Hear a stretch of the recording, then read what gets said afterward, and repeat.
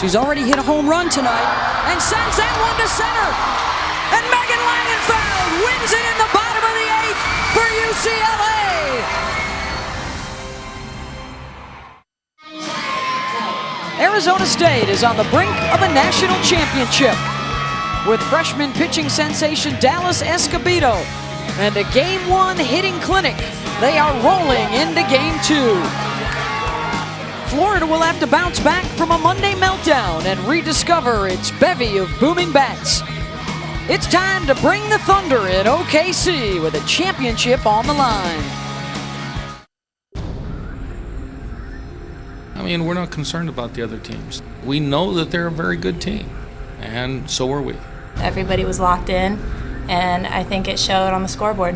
Jumping out early on us, really takes the wind out of our sails, so to speak. ASU absolutely kicked our butts, and they deserve to win today. Florida has never counted out. Tonight when I go to sleep, all I'm going to be thinking about is tomorrow and taking Game 2 and making them play Game 3. Make 21 tough outs. That's what we need to focus on. That's what we've always focused on. Tomorrow is a new game. We just have to get our minds right. If I stay how I've been pitching for the whole year, then I know that we can do it and they'll have me back.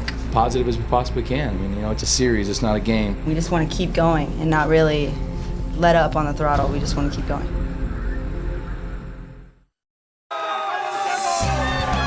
The capacity crowd expected again tonight at Hall of Fame Stadium in Oklahoma City for Game 2 of the championships.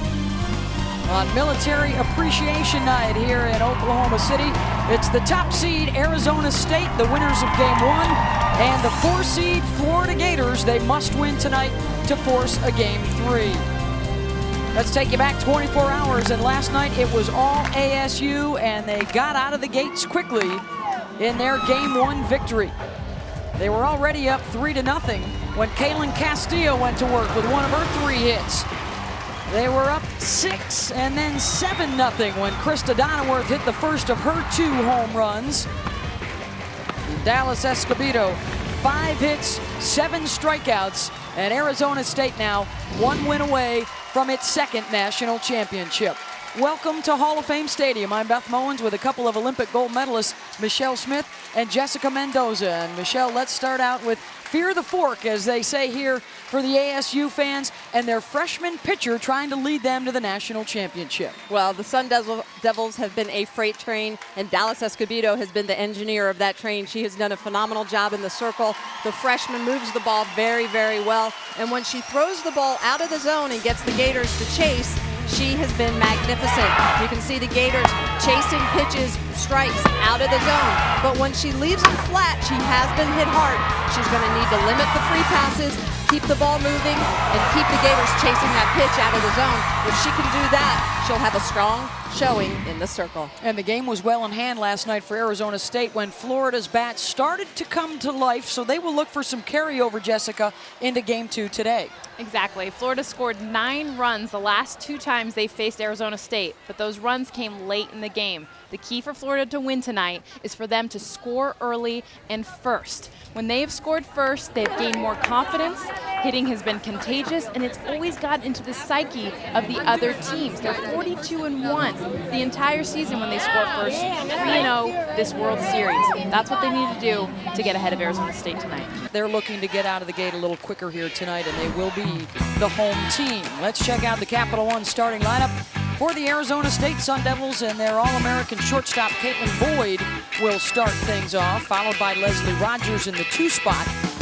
Batting third, their catcher Kaylin Castillo. Batting fourth, Annie Lockwood, who drove in 3 yesterday, and then Krista Donnerworth. And Krista Donnerworth last night was phenomenal. She had 2 big home runs, 4 RBI on the night. She hits well out of that 5 spot. Mandy Urfer will bat behind her. She's got a couple of home runs in this World Series. In the 7 spot, Sam Parlick, who hit a home run in Game 1 of the championship series. In the 8th spot, Alex Johnson, the DP. She was 2 for 2 last night. And in the 9th spot, the left fielder, Taylor Harrow. The entire starting lineup, 300 hitters or better this year to face senior Stephanie Brombacher, 97-10 in her career, and looking to close out her 4-year college career with a national championship. It would be the first for Florida and the first for an SEC school if they can come back to do it. Stephanie Braunbacher throws a really good east-west combination, so a strong curveball, screwball. She'll also throw a curve backdoor. But I think the pitch she's really going to need to use tonight, Jess and Beth, is that off-speed. She's going to have to try and take some power away from the Sun Devils. Caitlin Boyd was one of the 3 finalists this year for National Player of the Year honors, the All-American Junior out of Phoenix, Arizona. And something you don't see very often, a leadoff hitter who led the team in home runs with 18. She hit one earlier in the World Series.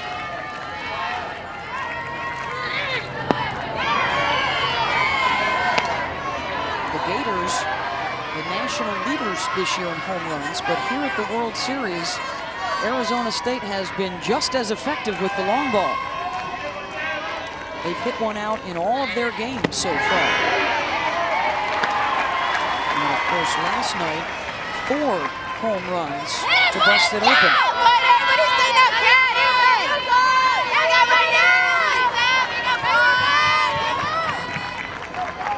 2-2 to Boyd. Boyle knocks it down, but can't make the play. It was a first inning error in game 1 last night that opened up the floodgates. And you see the ball struck well, but right at Cheyenne Coyle. And look at the way she's on her heels. So important to charge forward, scoop that ball up out in front. You never want to see a game started like that for the defense or for the pitcher. E6 charge to Coyle. Rogers lays down the sacrifice, one away.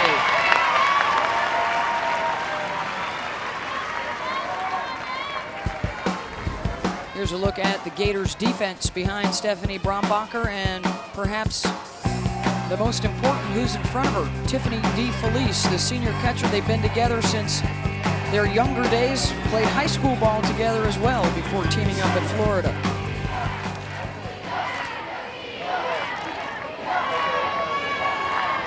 Dylan Castillo, 3 for 3 with 3 runs batted in last night.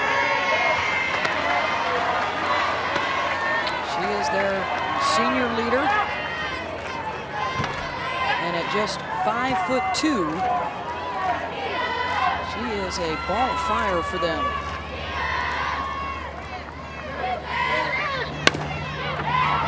Rounds to Bakuba will make the play to first for the second out. Boyd over to third.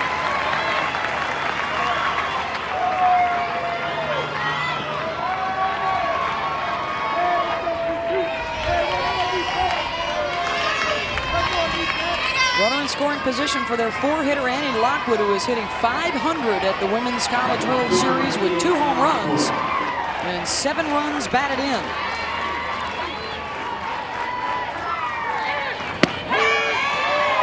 Takes a look at a strike from Braunbacher at 62 miles an hour.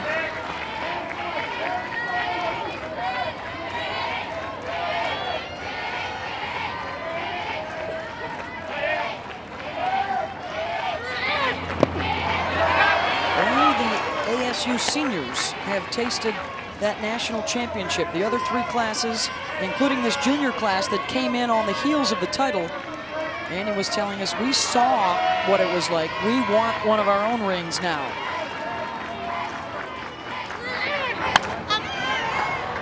Rick fouled it off.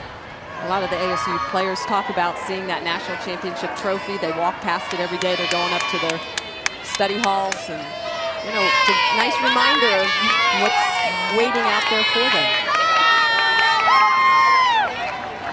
There's Clint Myers in his 6th season. He engineered that 2008 championship. 1-2.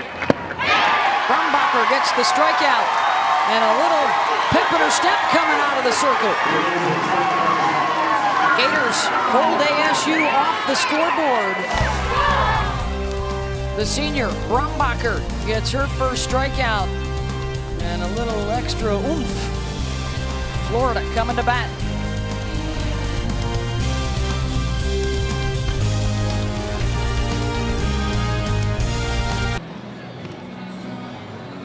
Arizona State scoreless in the top of the first, and now the Florida Gators coming up. Game 2 of our championship series with ASU on top 1-0. Let's check out the Capital One starting lineup for the Gators. Michelle Moultrie in the leadoff with speed and with power, 4 home runs in the World Series. Batting second, the catcher, Tiffany DeFelice, and in the 3 spot, Kelsey Bruder. Well, she's led her team offensively and emotionally all season long. Team struggled with both last night. They're going to look to her bat to get them going tonight. In the 4 spot is Brittany Schutte, a couple of home runs, including a grand slam in the World Series. Megan Bush, the SEC home run queen, will hit 5th. Cheyenne Coyle is batting 6th. She's the freshman shortstop. Asia Pakulba, the second baseman in the 7th spot. Batting 8th, the designated player, Ensley Gamble. And batting 9th, the third baseman, Casey Fagan.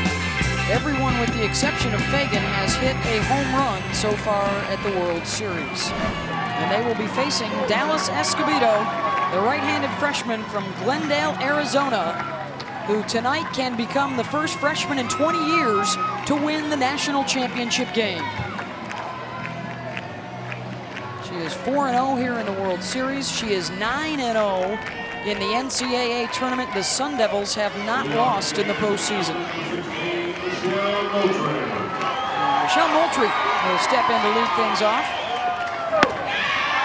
Moultrie hit a home run off of Escobedo late last night, her 4th of the series. That ties the record here in Oklahoma City. 4 postseason home runs, just 2 in the regular season. And for a strike, 1-1. We saw a lot down in the zone from Brombacher. We expect to see a lot of rise balls tonight from Escobedo. The game plan for Florida yesterday was to look down, swing down on Escobedo. Yesterday, just a lot of pitches out of the zone, rise balls, and I know they're going to have the same approach today. It's just a matter of if they can or cannot execute it. Moultrie rips one out into right center. She's going for 2 and a stand-up double to lead things off for the Gators.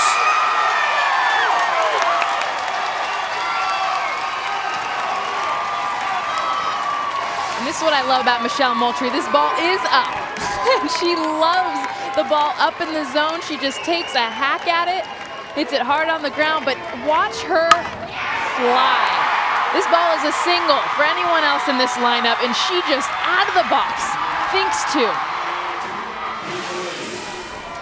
Well, and that's the key. She just runs so well and out of the box, like you said, Jess.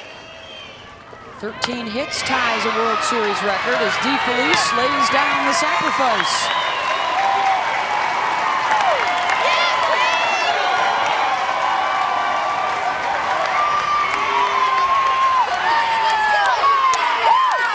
Gators knocking on the door with 1 down. And it is their senior leader, Kelsey Bruder.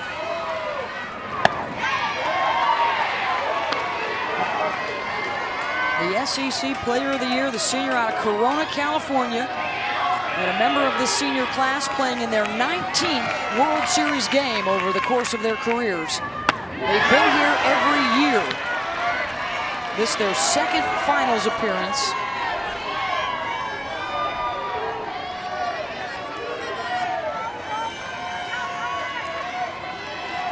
To Bruder. Fouls it back.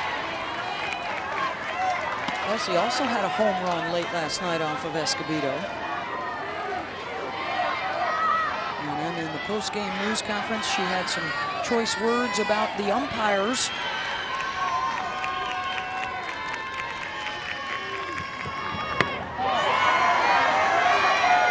Dallas using that backdoor curveball that she throws. See the way she's going to work this pitch outside, stays outside of the zone. Kelsey IDs it, lays off it. 3-1. Full count now to Kelsey. And ASU playing their defense well in against Bruder, and when they go up in the zone, you probably could almost And that's because of Give her a Moultrie, step, yeah. Moultrie's speed, the respect. But Bruder's got the advantage because of it. Ball 4 as Bruder draws the walk.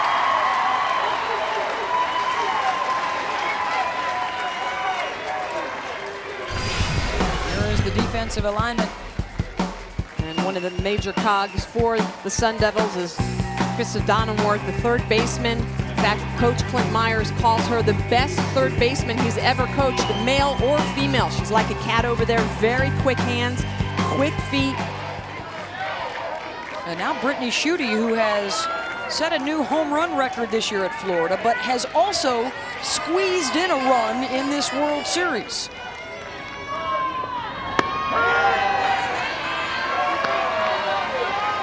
Escobedo's one of those nightmare pitchers to squeeze off of, so just because her ball has that upspin. Yeah, exactly, Jess. And we talk about Escobedo being effectively wild. It's hard to bunt off wild pitchers. It's hard to run and bunt and run, hit and run, slap and run off of wild pitchers because you never know when that strike's coming. And a lot of times they don't either. Castillo doesn't as well. And Escobedo jumps ahead in the count 0-2.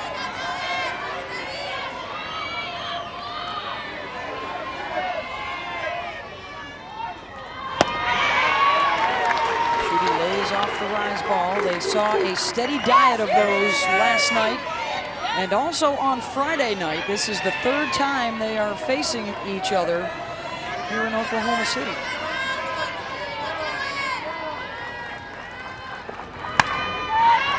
Schutte fouls one off.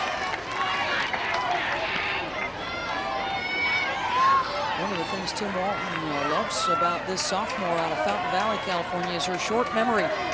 She doesn't let a strikeout linger with her. She will step right back in there at her next at-bat and go to work. Now in his 6th season as the head coach at Florida. They are the first SEC program to get to 4 consecutive series and trying to become the first SEC team to win it all.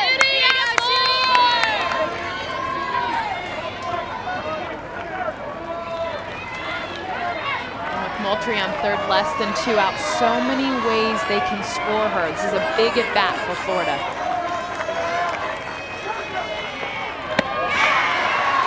Ball high, 2-2. And that is really right there is the key to both of these teams. If Dallas can get the Gators to chase that pitch, she's going to be in control. On the flip side, if the Gators can continue to lay off that pitch and make Escobedo put that ball in the zone, it'll be a completely different game.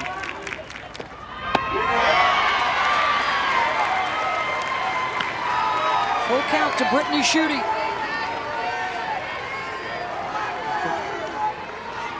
It's Schutte here. I think you have to go up in the zone, try and get her to chase something.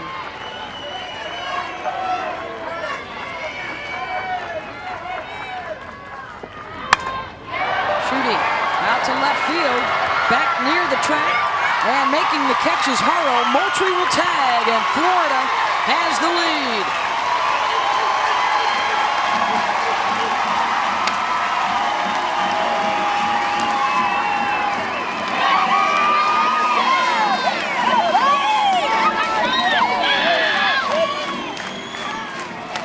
That's great news for the Gators. This is exactly what we talked about in the Open. Florida so key in getting the lead early. They're like a different team when they do that. And Brittany Schutte just coming up big on that. That was such a key out because of Moultrie's speed. And again, and Tim Walton will be the first to say it, they love it when they score early. Every team loves it. But more importantly for Florida, because of that record, they win when they get the lead early. And I think just as impressive, they scored that run not by what has been their strength all year, the home run, but with 2 sacrifices, a bunt and a sac fly. Giving themselves up to get the run in and the lead.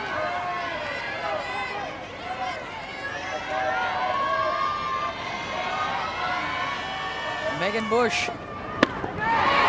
Escobedo throws that one by her, the SEC's career home run leader with 65. Tremendous experience. She is playing in her 42nd NCAA tournament game. what an adjustment pitch to pitch. And this is what I love about hitters that are good hitters, great hitters. Megan Bush swings at that same pitch, misses it, takes it the second time. That is not easy to do. Prize ball at the numbers. 2-2. Florida's been consistently calling pitches from second base, and if you watch Bruder looking in. And the strikeout for Escobedo. First for Dallas, but a first for Florida in their 3 ASU games. They are finally in front first. Great things about the seniors. I mean, we're here because of the seniors. It's their team. They've taken ownership. They all bring something unique to the table. They've been here and they know what it means to be a national champion and what it takes to get through these really tough games, and we look to them for everything, and we know that they're out there on the line for us every single day. And the seniors include Mandy Urfer, Leslie Rogers, and the young woman stepping into the batter's box, Krista Donenworth, the starting third baseman who hit 2 home runs off of Gator pitching last night. Finally busted out of a bit of a slump, and also was terrific with the glove. Made 3 really nice plays at third base last night.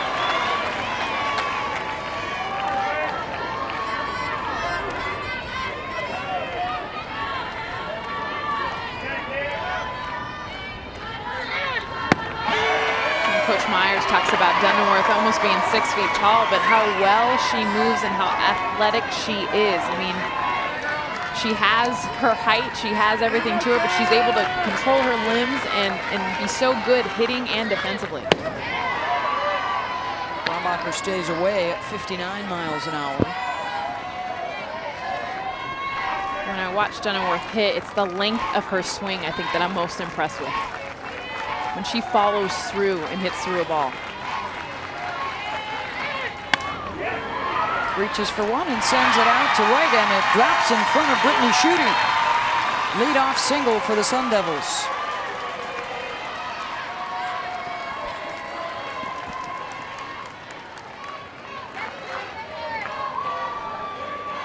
After struggling for most of this Women's College World Series, the last 2 games, she has just been lighting it up. Well, the best that I love about it is she had 2 strikes, Beth, and that's something that Arizona State, we've talked about it a ton, but they have 10 times now this World Series gotten hits or extra hits with 2 strikes. That is a statistic that is better than anyone else at this series, and that's when, 2 outs, 2 strikes, pressure's on the line, this team, cool, calm, collect, they get it done. And most of their runs in the 2 games against Florida have also come with 2 outs. Even more pressure. Donenworth lifted for the pinch runner, Kayla Ketchum, but Donenworth can re-enter. And now it's Mandy Urfer hitting 400 at the World Series with a pair of home runs.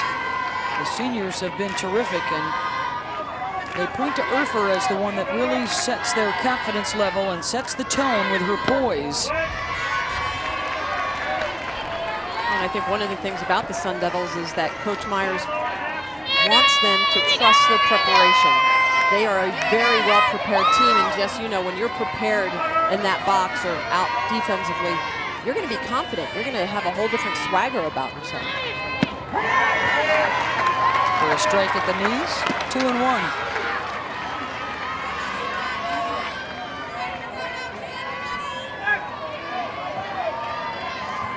Ketchum over at first base.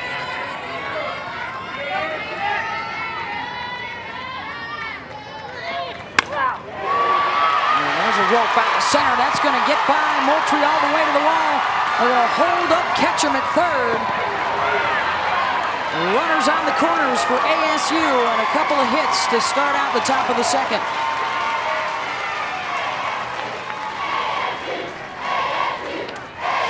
And this is a curveball that just lays over the zone. You can see, too sweet. Well, Mandy Urfer just drives this pitch so smoothly up the middle. And I was about to say, I'm surprised that they aren't sacrificing in this situation with a runner on first, deficit of 1 run, and that's why they can hit. so much confidence in their batters. Not that you won't see Coach Myers sacrifice later on, but it's definitely something that he attributes to their bats. Urfer can re-enter. Wiggins will come on to run. Well, you get the feeling from both coaches really that they're anticipating a bit of a slugfest tonight. And that one run might not be enough.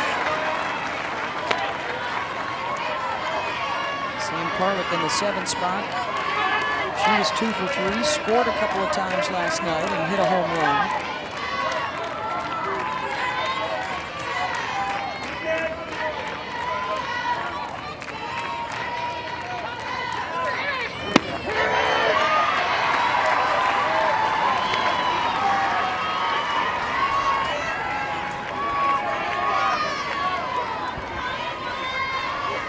ASU,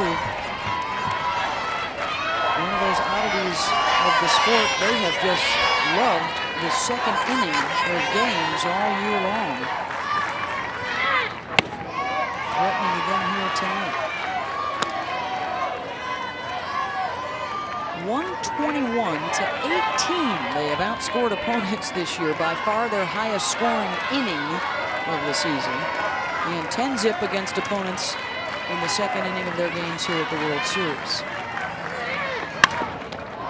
Knocked down by Brombacher. The throw, diving back in safely, is Ketchum, and the bases are loaded.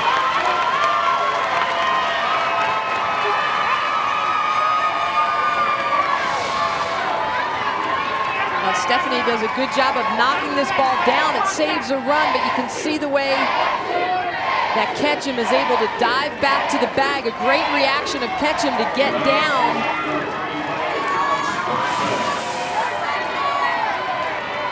First and third situation turns into bases loaded.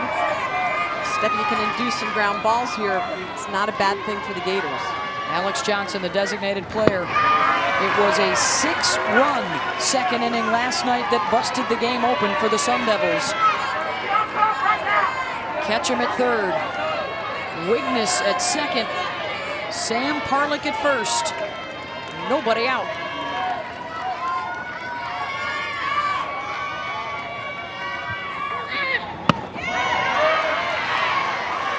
Two and 0.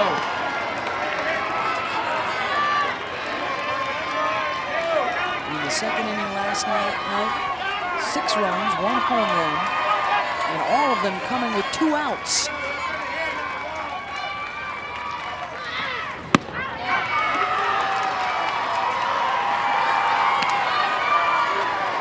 One ball away from walking in a run.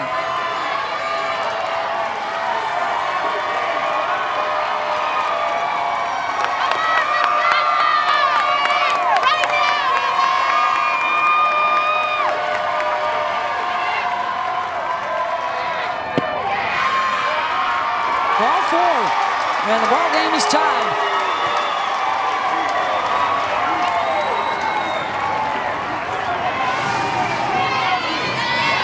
See the location of this pitch. It looks like a low strike.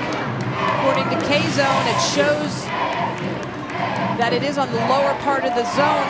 So important for the Gators to try to work outs here, and for Stephanie Brombacher to really make sure she bends it, bend the ball, throw that curveball, screwball, corner it. It's all about location. Extend it. Win this game, extend the series, get to game number 3. Brombacher is a real trooper. She is playing with a torn bicep. She has already overcome Tommy John surgery in her career. She is not going to continue her career after college. Her focus has been on winning a national championship for Florida. Bases still loaded for the 9-hitter, Taylor Harrow.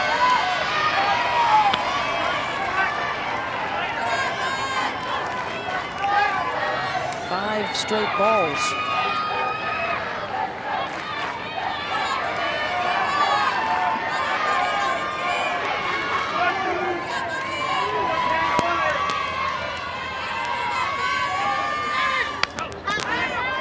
Slaps it foul. Taylor on the year is 3 for 6 with the bases loaded.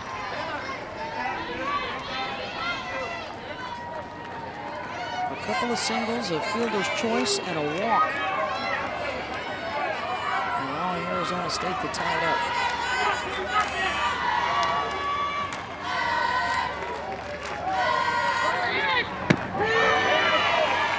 1-2. And Beth, you talked about that torn bicep that Stephanie's been pitching through, and this is where it's hard for her. Situational pitching is where it can be very difficult because you have to try and bear down a little bit more, snap a little bit harder, rotate the ball a little tighter. Very difficult when you have an injury on that arm. DeFelice, foul ball as she tried to step on the plate and turn 2 down to first.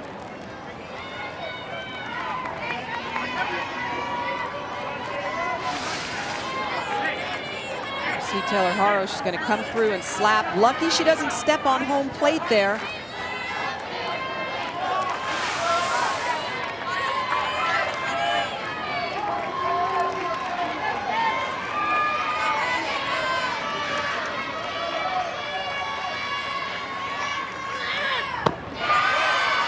Two and two.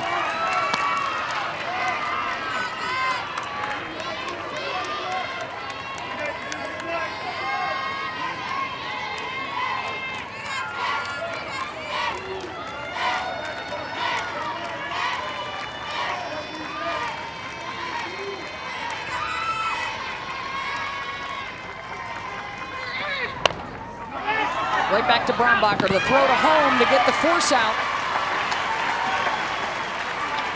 One down.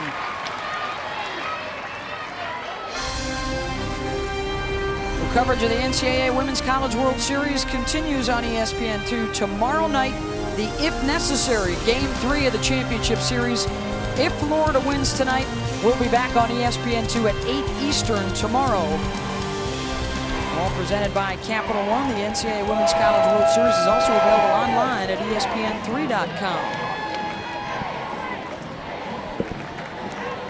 Beth, one of the things you talked about is how opportunistic the Sun Devils have been in the second inning, and part of the reason for that is that the lower part of their order have, well, everybody in their order is hitting over 300, so in fact they have 10 athletes hitting over 300 on their team, but when your bottom of your lineup can turn over, in other words, get on base for the top of the lineup, that's when you can get large innings. That's when you get teams that are very productive in putting runs up on the board.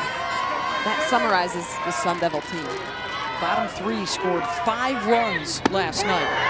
And it's the bottom 3 that are on the bases right now for the All-American shortstop, Caitlin Boyd.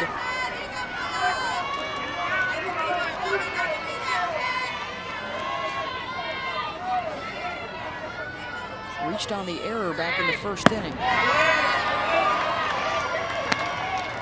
Katie Boyd has 63 RBIs on the season, second on the team. So when your leadoff hitter has that many RBIs, you know the bottom of your lineup is doing something right.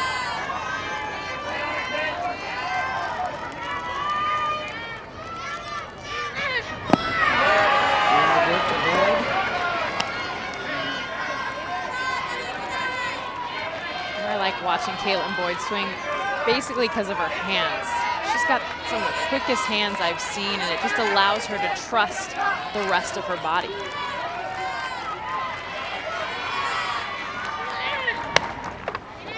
Foul ball down the first baseline. What quick hands give you is bat speed. A lot of young players ask, you know, if I'm not going to be 6 feet tall or I'm not going to be a big hitter, how do I hit the ball hard? And right there, that's the answer. Just being able to get the bat through the zone fast, and that quickness, that bat speed generates power. Obviously you want to use your body as well, but it takes the pressure after not having to muscle it up. Boyd, base hit. Arizona State will take the lead. 1 run is in. The throw to the plate, and safe at home is Alex Johnson. 3-1 at SU and a couple of RBI for Caitlin Boyd.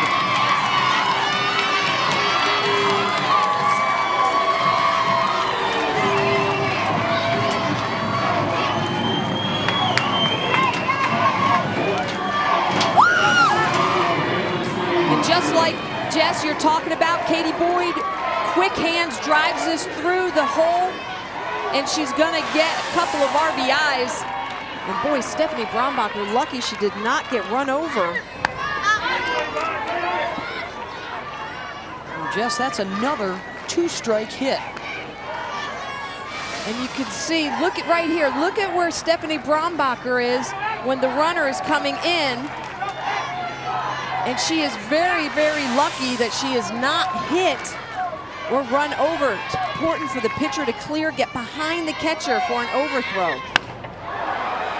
Rogers down the right field line, foul.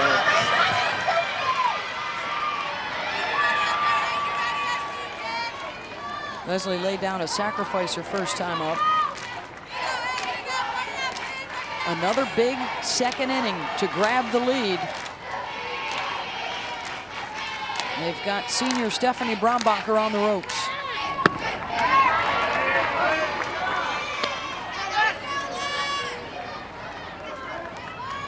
Her freshman pitcher Hannah Rogers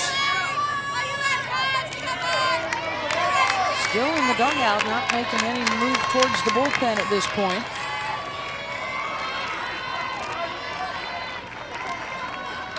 Pitches in the inning for Brombacher. What we have seen from Florida is that Tim Walton will throw both of his pitchers prior to the game, get them both warmed up. We have seen a pitcher enter not completely cold, but after a couple of innings of being in the dugout, but they have gone through their warm-up pregame. Well, there's a point as a pitcher, you want to warm up, but you don't want to waste too much time in the bullpen. That happy medium. Big strikeout for Brombacher. 2 down.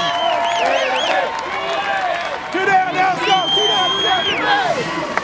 Brombacher working the count very well here. The screwball, look at the way it's going to start out and continue out. That's what you want to do. Bend that ball as much as possible, put it on the corner, and let it ride away in and out of the strike zone as quick as possible.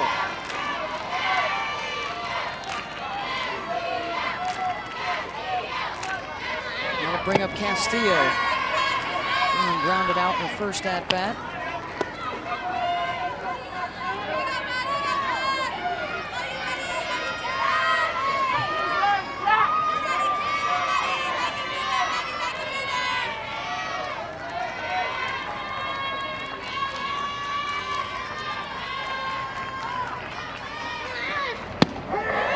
One of the things Castillo does a really good job of, watch, I'll jinx her now that I'm saying it, but she does a really good job of getting on top of the ball, hitting the top half of the ball, and unintentionally, she actually ends up split gripping. Her top hand ends up splitting from her bottom, which allows that power of her top hand. Foul down the left field line. If you see her last swing, her top hand as she goes into the swing, watch it start to separate. As she gets into her swing, that top hand comes up, and see that difference, that space between her top and bottom hand. That's why she hits line drives and ground balls almost 90% of the time. And when you split grip, that makes that top hand even stronger.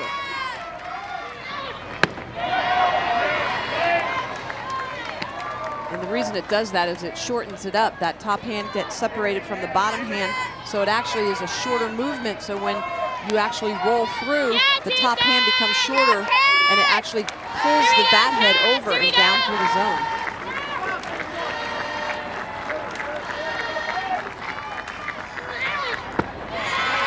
The result has been even on contact when she's out this year. She has had more ground ball outs than fly ball outs. And I think one of the things when you see a hitter with that split grip, I would go curveball or something away, because the tendency to be real strong would be power on the inside corner, a little bit more weaker on the outside. Castillo pops it up, and Felice won't have the room. When talking to Castillo yesterday, I was like, oh, I'm so interested. She's like, I've been wanting to tell you about this. She's like, I know, everyone, talks about it, and, Euclid actually plays for the Red Sox, does something similar, and they compare her to him, and she's like, I don't even do it on purpose. And she's like, coaches have shown me videos. She's like, I just keep that top hand so loose, and it kind of just slides its way up the bat. And I think the other thing she does well with this open stance, she sees the ball very well. So her eyes are both lined up looking at the pitcher. She doesn't have a closed stance, that open stance. You'll see her step in with that left foot or front foot, but that gives her a really good look at the ball as well. She does all these little things really, really well. 5'2", hitting out of the number 3 spot with tons of power. She hits like she's 6'2". 9 home runs and 32 runs batted in for Kaylin. 2 more in scoring position. Going the opposite way, Schuette's got it. Couple left on, but 3 runs scored in the top half of the 2nd inning, and Arizona State has jumped on top. 3 hits in the inning, getting the job done.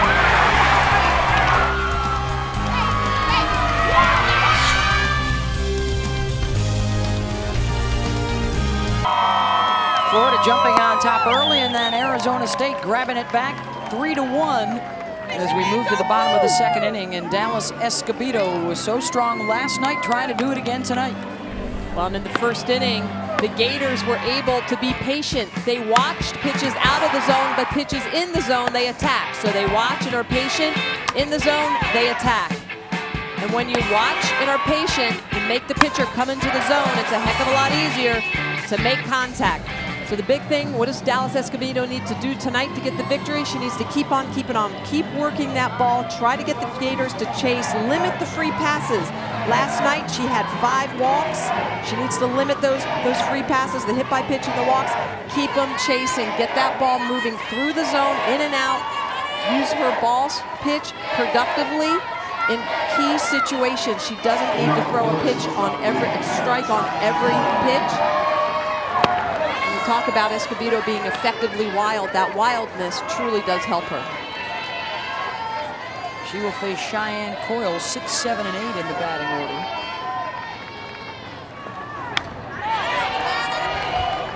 We were chatting with Kaylin Castillo, the catcher, the other day about Escobedo. And she said, I don't so much as give her a sign as I give her a suggestion as to what pitch I'd like her to throw, and then with that wobble spin that she has, sometimes I've got to adjust on the fly to frame it.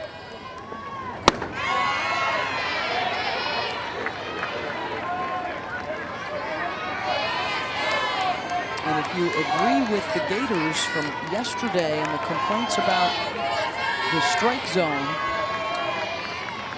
that was a big problem for them because they didn't feel as though they had a good grip on which rise balls were in the zone and which rise balls were out.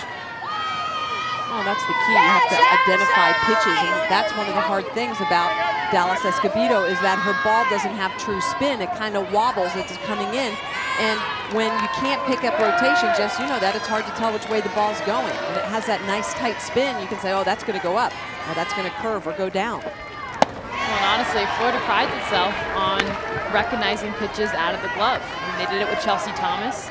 They've done it all year long, and they'll say, you know, facing Kelsey Dunn, she has such tight spin, which allows her to move the ball so well, but they can see the rise ball early. Another long, well-hit foul ball.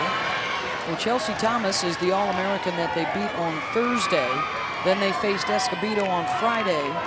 They beat Whitney Canyon, Jolene Henderson, another All-American on Saturday, and then beat Alabama's Kelsey Dunn twice on Sunday just to get into the championship series. Those are all first-team All-American pitchers. Pretty good resume to get here. Change up, strike 3. Well, and that's a pitch you do not see very often from Dallas Escobedo. It is a changeup. She doesn't sell it very well, but the key is that nobody expects it. You can see this pitch. It starts in, continues to move in, but Kaylin Castillo, the key for this battery is that Kaylin frames pitches so well. She gets a lot of strikes called for her freshman pitcher. And how about the chutzpah on a 3-2 count come and change? Look at the way that ball floats in. And it actually hits the plate where the batter is. And I think that's the only thing with K-zone. You see where the catcher catches it. It looks like a ball, but that was a strike because of where the changeup crossed the plate. Now it's Asia Pakulba. Started out the series hitting second and then moved down to the 7th spot, has been much more productive here. Although she did go 0-3 against Escobedo last night.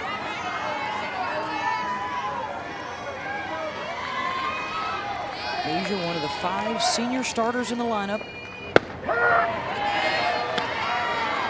Strike at the knees, 3-1.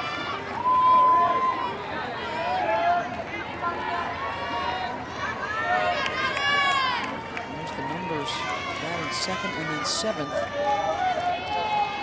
With the 5 runs driven in, lower in the lineup. Draws the walk with 1 out.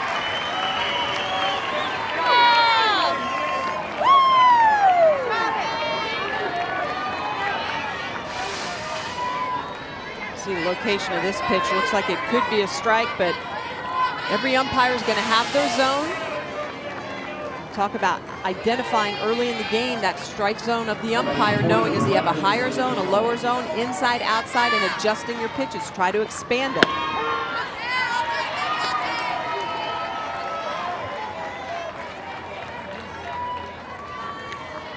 Ainsley Gamble hasn't been pitching much this year, but she has been in the circle. Started out her career with 10 straight wins. Primarily the DP in the 2nd half of the season.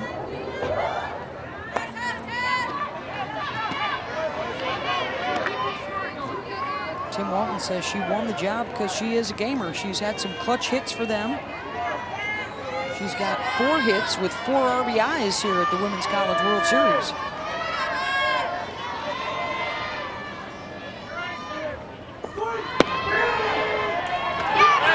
Throw down behind Pakulba. She's in safely. Strikeout, though, at the plate with Gamble. 2 down.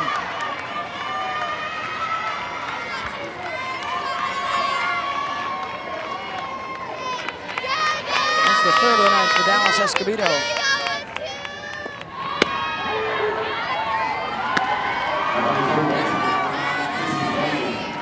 Casey Fagan, the freshman from Dunellen, Florida, high school National Player of the Year coming into Florida.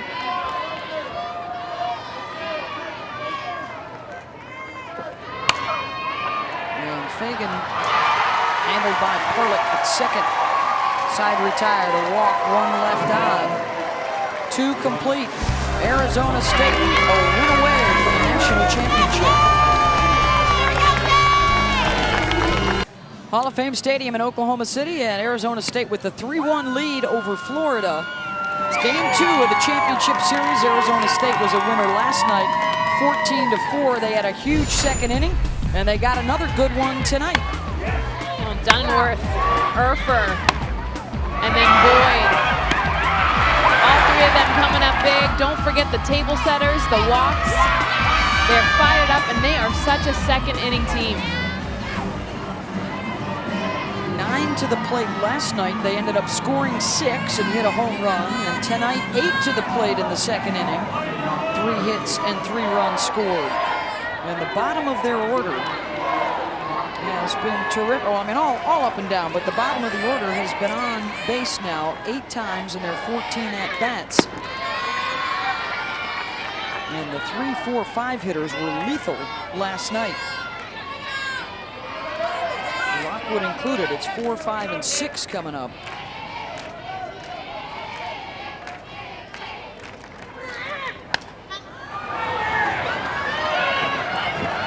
Okay. 3, 4, 5 hitters hit 700 last night with 3 home runs and drove in 10 in the 14-4 win. That's a pretty productive evening. That's amazing, 10 RBI. You know, that's the thing about ASU is they can put up a very large number on the scoreboard quickly. That's why locating the ball is so important, mixing speeds against them, try to take away the power, And don't allow them to extend the inning. A lot of times if there's an error or walk, anything like that, you have to get 3, 4, 5 outs against them. You're going to put those big numbers up.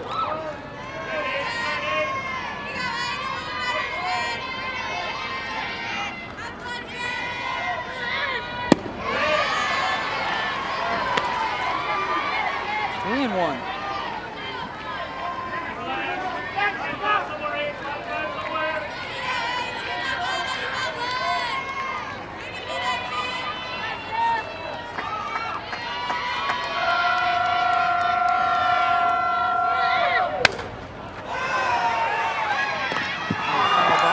Catch out there in the left field seats on this military appreciation evening here in Oklahoma City.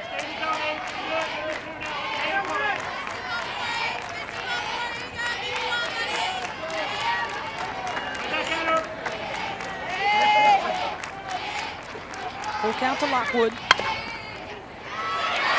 Scoops it back up the middle past Brownbacher's glove. Leadoff is on base in the third.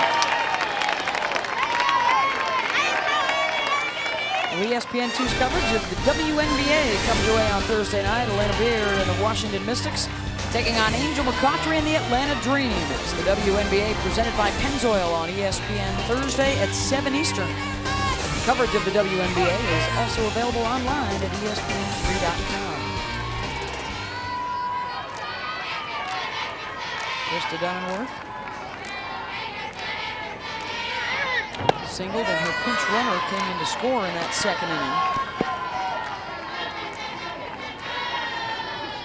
Good job, Chris. We got down. Got it, baby.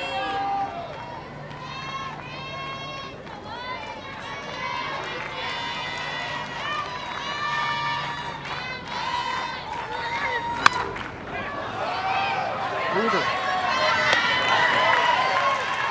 One down.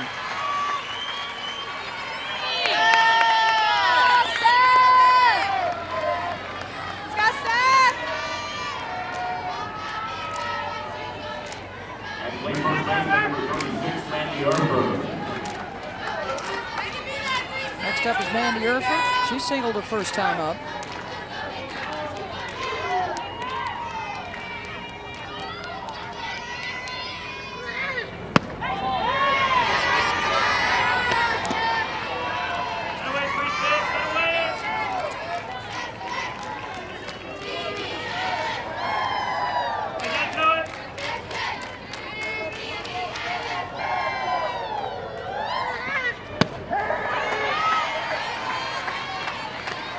I love about ASU is they're not shaken. If there's a bad call by the umpire or a pitch they don't like, you know, they're just so relaxed. Even Quinn Byers, he's like, hey, it's okay. You got 2 more coming. This is the first strike. It's just everything is always in control.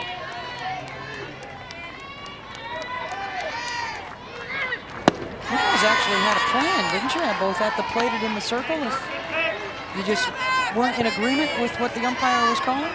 It happens all the time. I mean, Smitty knows it.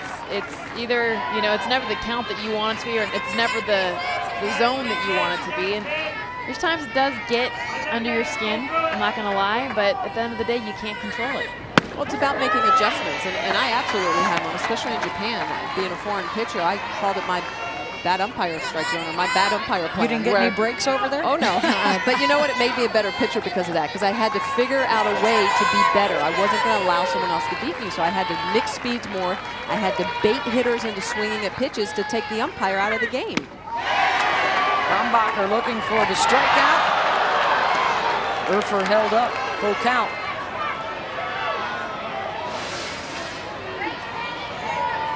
Tell that Urfer is fooled on this. Oh, that looks like it's a strike to me. I think it looked like a strike to Tim Walton, too. If she made contact, it would have been a double. And you know, so getting back to what we're talking about is that there are times where it's never going to be optimal. You've got to figure out a way to win that championship.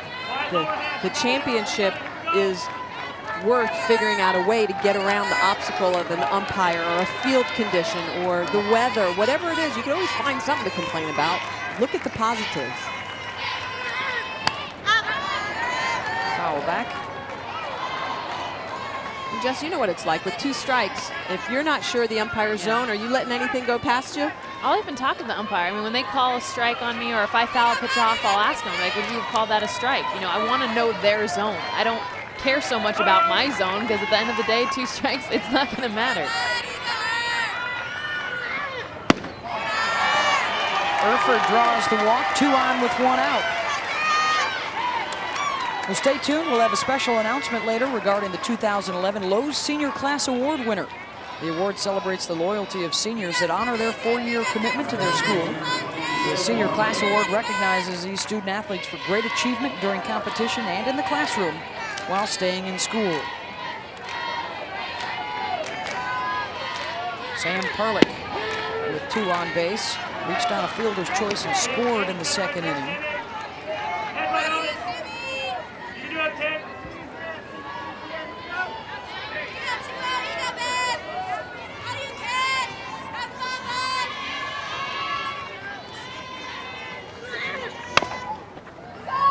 Grounded to Pakulba, unable to make the tag, but does get the out at first. 2 down.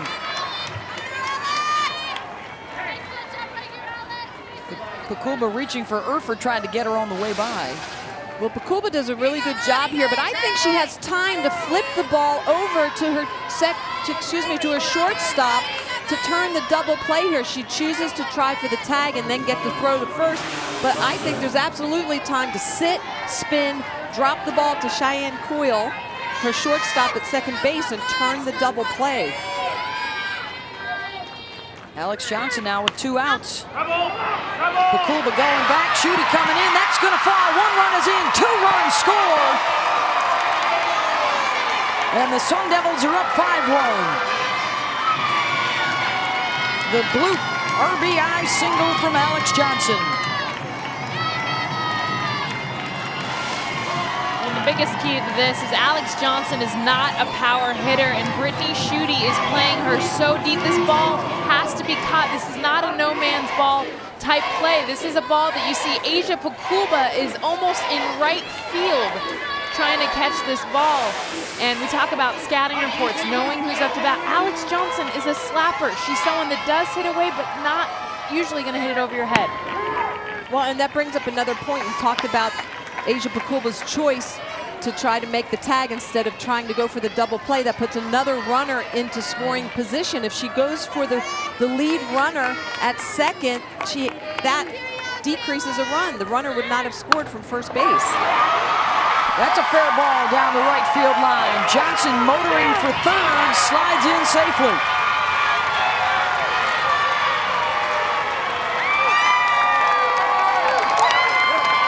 Haro in the bottom of the order, continuing to deliver. Haro just doing a nice job going for a pitch up in the zone. Top of the strike zone, she just places this so nice. And because it's down the line, that's what allows Johnson to be able to get into 3rd. And that'll bring up Boyd at the top of the order. The 2-run single her last time up.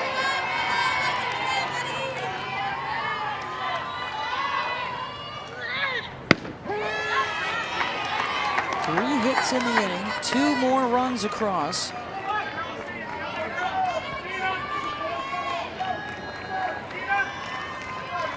The bottom 3 in the order have been on base 5 of their 6 plate appearances.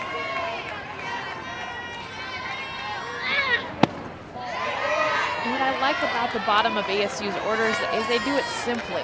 They get base hits, little hits, they find placement, they're not trying to overswing. They're not doing it with the home run, they're just picking away.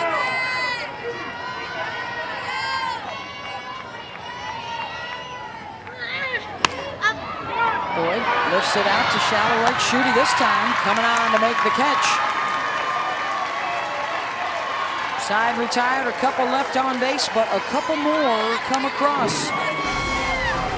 With Lockwood and Erford on board, Alex Johnson, the little blooper, finds the grass and a 5-1 lead.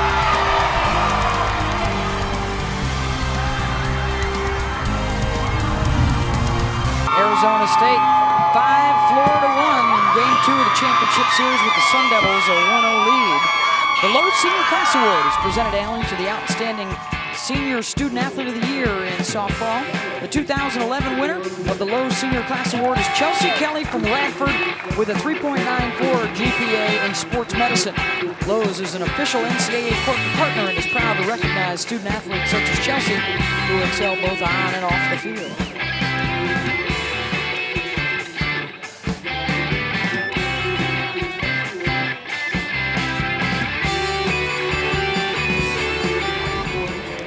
To the bottom of the third inning, and after Florida grabbed the 1-0 lead, Arizona State responds with 3 in the second and 2 more in the third. And now here comes the top of the order back around for the Gators.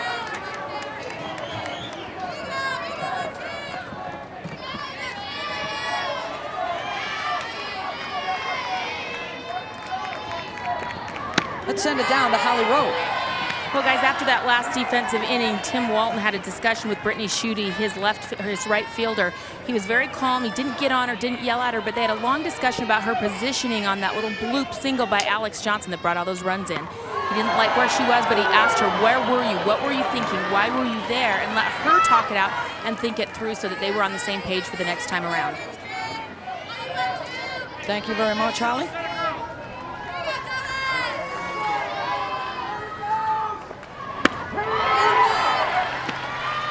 Exactly what Tim Walton was talking about. See where Schutte is out there and right.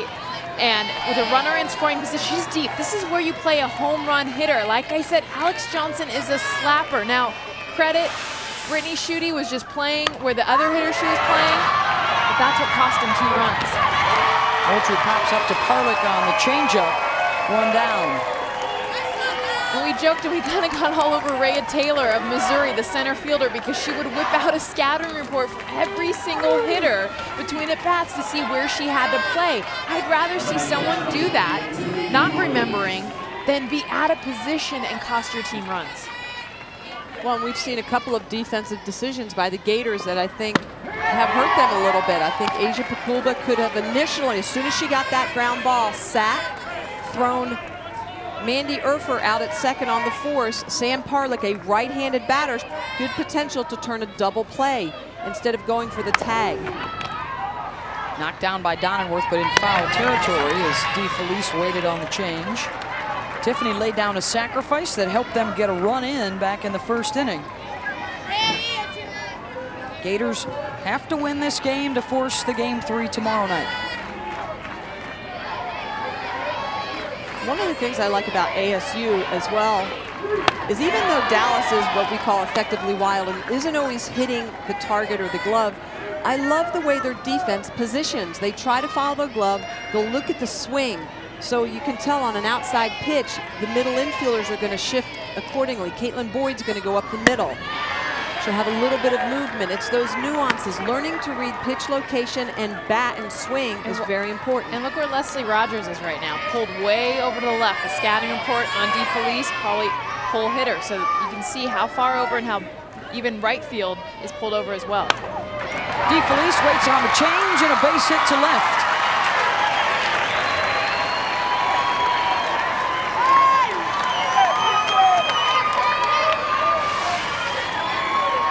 Just does a nice job of sitting on Escobedo's changeup.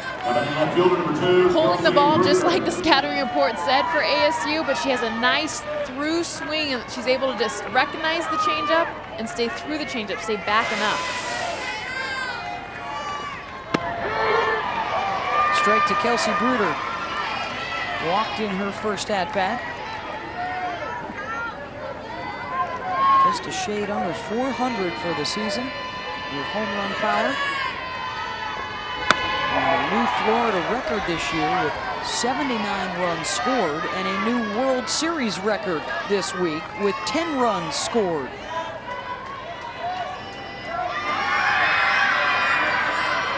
Schutte on deck.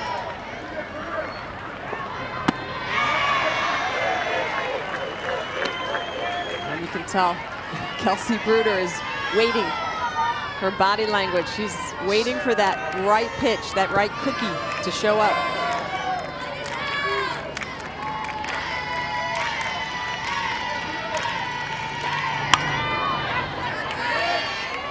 And part of waiting for the right pitch to show up is when it does show up, it's taking advantage of it. Dipping it in the milk at the right time, right before you eat it. How many times have you gotten your pitch and fouled it back? Oh, or taken it, because it's like, wait, they actually threw it? And those are the things, you can't be deterred by that. I mean, you have to be like, all right, I saw what I wanted to see. I'm gonna sit, I'm gonna be patient again, I'm gonna wait for that pitch. Split the zone if possible. 2-2 to Bruder. Full count. And I think with Bruder, you got to continue to throw that rise ball, see if you can't get her to chase something out of the zone. If you walk her, I still don't think it's a bad thing, especially with a 4-run lead.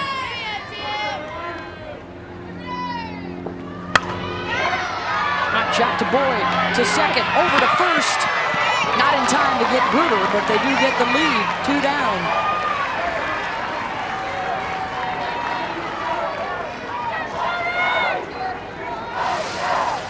Katie Boyd positions correctly on this. Look at the way she's going to play the hop. Nice turn over to Sam Parlick. Look at the way she scooches back on that. Such great defense for the Sun Devils. They led the Pac-10 this year in fielding percentage, second in the nation. So not only do they have a dominating shooting out to right field, Lockwood's got it. Not only do they have a dominating pitcher in the circle, they have that amazing defense to help back her up. 5-1, Arizona State. Will hear from the Gators head coach Tim Walton when we come back.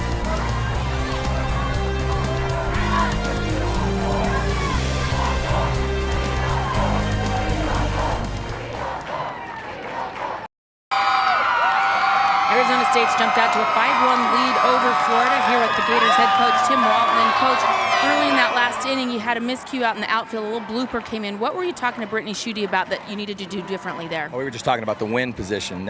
She was playing a left-handed pull hitter or a left-handed batter in general. She was just playing her a little bit deep.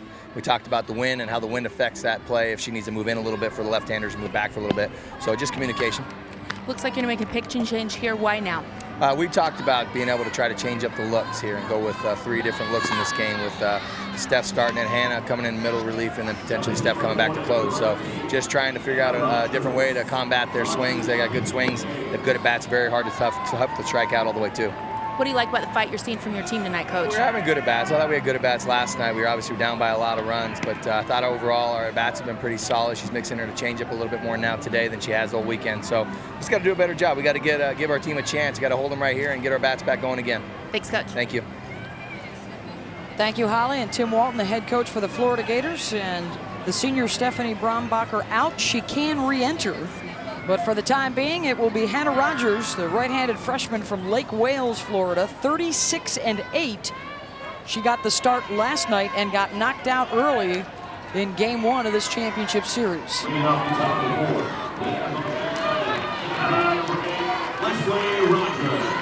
Had a decision in 5 games already here at the World Series. She's 3-2. Brombacher, the senior, gets through 3 innings of work. And now with Rogers, more velocity.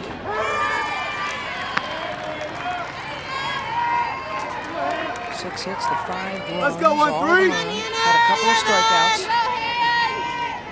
Going up. Valiant effort again from the senior. With the torn bicep muscle, playing through it. Hey, it's going up.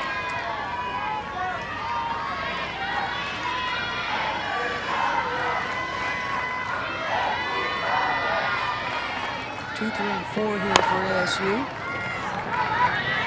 Rogers laid down a sacrifice in the first and then struck out in the second.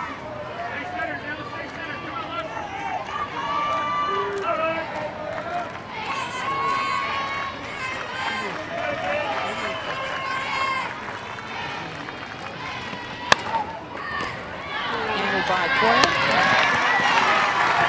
1 down.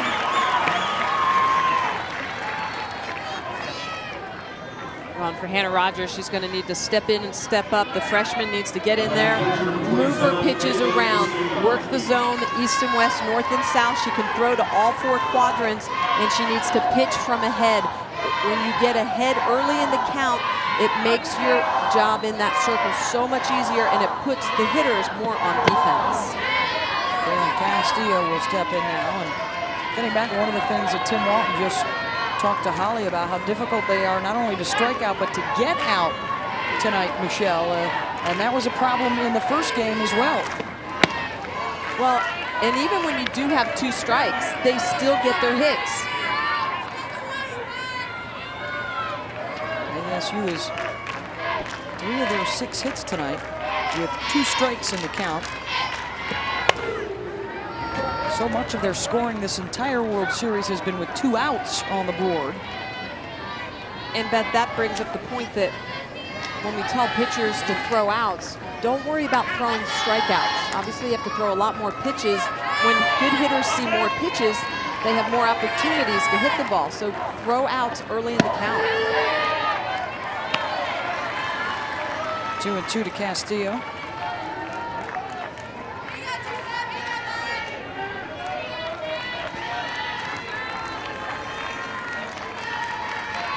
She's 0 for 2 tonight after going 3 for 3 last night. Slow roller to Rogers. 2 down. Well, we'll be back here tomorrow night at 8 Eastern if necessary for Game 3 of this Women's College World Series Final. Friday on ESPN2, the NCAA Baseball Super Regional coverage begins at noon Eastern. For more, visit NCAA.com, your home for all 88 NCAA championships. Tomorrow will be necessary if the Florida Gators come back and win tonight. If Arizona State wins their 2nd championship trophy in Tempe in the last 4 years. A terrific group for Clint Myers. Telling us his former players have been texting him all week long, wishing him well. Of course, they had Katie Cochran at the plate, Katie Burkhardt, the left-hander in the circle. Mindy Cowles, Jessica Mapes, Kristen Miller, Rhiannon Baca. It was like it was yesterday. I love these World Series games. Another blue pit. This one for Annie Lockwood. She's been on base twice tonight with singles, and a big smile for the ASU fans.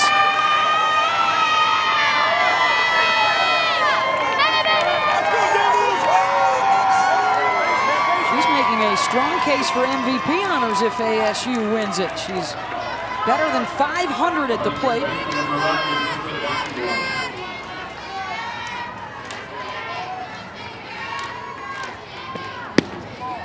Bring up Krista Donaworth. She hit 2 home runs in Game 1 last night. And what they're doing a nice job of is just not trying to hit it out of the park. They do that very well, and we very likely could see home runs from Arizona State. But with Annie Lockwood on that last pitch, she gets it on the hands, and because she didn't have a super long swing, but she's strong enough to get it to the outfield. Yeah, they basically hit the pitch that's given to them. If it's a single, they'll take the single. They won't try and make the single a home run.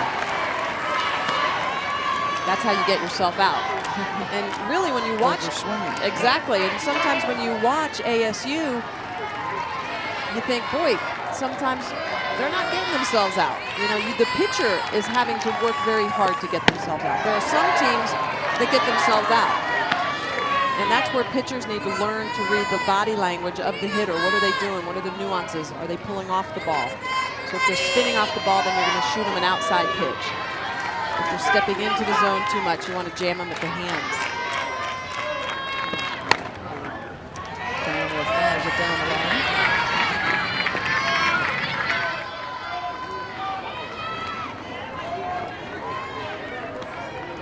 I think one of the things that I really enjoy watching ASU do is their eyes, their looks. The way they focus in on the pitch as it's the pitcher's presenting and getting ready to throw the ball. Their eyes are just so intense.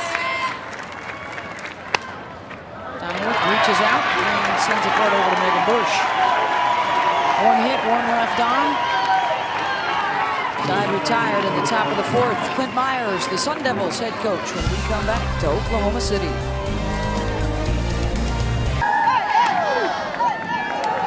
Arizona State up 4 runs over the Florida Gators. And Coach Clint Myers, he made us start this tradition in 2008 that I get to ask him one question, he gets to ask me one. So my first question, Coach, Shell Smith's just talking about how your batters don't get themselves out at the plate with their discipline. How have you taught them to be so good in that category? Well, it's just repetition. I mean, you got to go up there with a mentality, and you got to practice it. And we actually are doing an okay job tonight, but we're better. And we're in the dugout talking about how we can change a couple things, and so we're kind of excited about where we are right now, but we got to score more. Okay, Coach, what's your question? You've been doing this for a long time, and you probably walk more than any single person out here. Wouldn't you like to have just one game ESPN where you could sit and somebody else did all the walking? That's a good question. I wouldn't give up my job for anything because I get to wander and get all the nuggets and stories. But we played today, so we got to get out on the field. You did a great job. Thank you very much. Coach. Holly, was Holly on the winning side this afternoon? I don't recall in our ESPN softball game today. You know what? We were all winners, Beth. We're all champions. Oh, yes, we're we stepping were. out on the field together. We're all a little sunburned, too. It was a great day in Oklahoma City. It's been a terrific week. And for the Arizona State Sun Devils, they are edging closer to a national championship. Trying to continue what has been 3 decades of dominance for the Pac-10 Conference. 22 of the 29 championships won by Pac-10 schools, including 5 different universities in the last 10 years. And a win tonight for Arizona State would be number 400 NCAA team titles for the Pac-10 Conference. That's twice as many as any other conference around the country in terms of NCAA team titles. And there is the breakdown for softball, including 11 for UCLA and 8 for Arizona.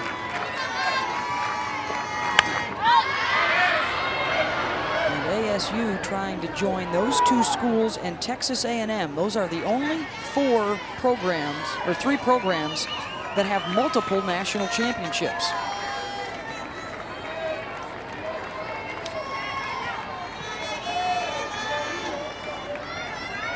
Florida, on the other hand, or Michigan, is the only champion from the Eastern time zone that's never been won by a school on the East Coast. Megan Bush. That's a deep red, and back to the fence to make the catch is Annie Lockwood.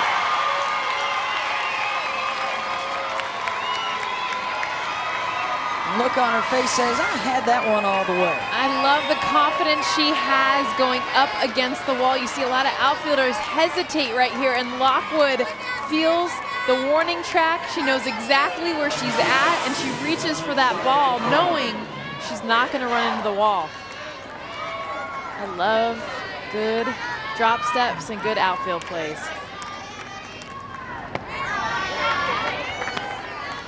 And that saved a double, and honestly, I mean, a leadoff hitter. And I know for Dallas Escobedo, she smiles every time her defense comes up with another play. Well, we do. We talk a lot about Dallas Escobedo and the way that she throws the ball, but the defense, the way they have played behind her. Krista Donaldworth, the senior third baseman, is like a cat over there. By far one of the best third basemen to ever play the game. Katie Boyd, the shortstop. Fly ball to deep left, and again back to the warning track. Caught by Haro, 2 down. Coverage of the NCAA Women's College World Series Finals could continue tomorrow night if necessary. If Florida wins tonight, we'll be back for Game 3 tomorrow at 8 Eastern. The NCAA Women's College World Series, presented by Capital One. It's also available for you at ESPN3.com. This Arizona State defense has yet to commit an error here at the World Series. If that holds, they would be just the 3rd team to get through the series error-free in 30 years. And another big stat for Florida, you see those last 2 balls hit to the warning track. They have that power, almost home runs, each one of them. But at the end of the day, they've had 6 fly balls, 2 ground balls, and that's what Escobedo, there's nothing easier to defend than a fly ball.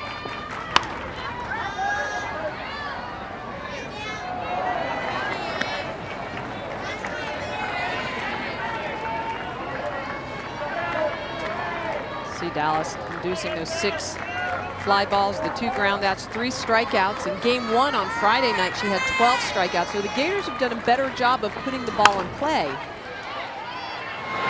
Again, Haro, 3 long fly balls, but 3 all stay in the park.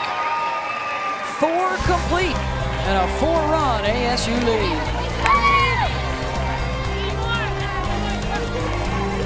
Inside ASA Hall of Fame Stadium in Oklahoma City, it's game 2 of the championship series and a 5-1 ASU lead over Florida. Jess?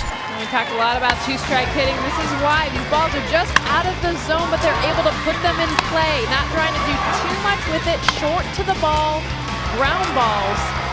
ASU 2-strike hitters, they have a lot of fun, but their approach and the way that they can hit when their backs are against the wall is something to really do a clinic on. And that's part of the reason, because they are very relaxed. They enjoy their moments. They're not stressed out when they have 2 strikes on them. They see it as an opportunity. Great eye-hand coordination to get barrel on ball and drive it into the field of play. We saw that in game 1 last night as well. A couple of the home runs you could really call pitchers pitches, but they reached out of the zone to get them and send them out. 6, 7, and 8 here for ASU. And one of the things that I think ASU does so well is look at the way that they grip the bat. Look at how loose their hands are. They're not squeezing the life out of that bat. They are relaxed. Relaxed is quick. When you're tight and tense, you're slow. You get long. And in this game, you need to be short to long through. We talk about it all the time. Those are great buzzwords I like to use when I'm working with hitters. Short to the ball, then a long follow through into the field of play. That's what allows the ball to jump off the bat powerfully.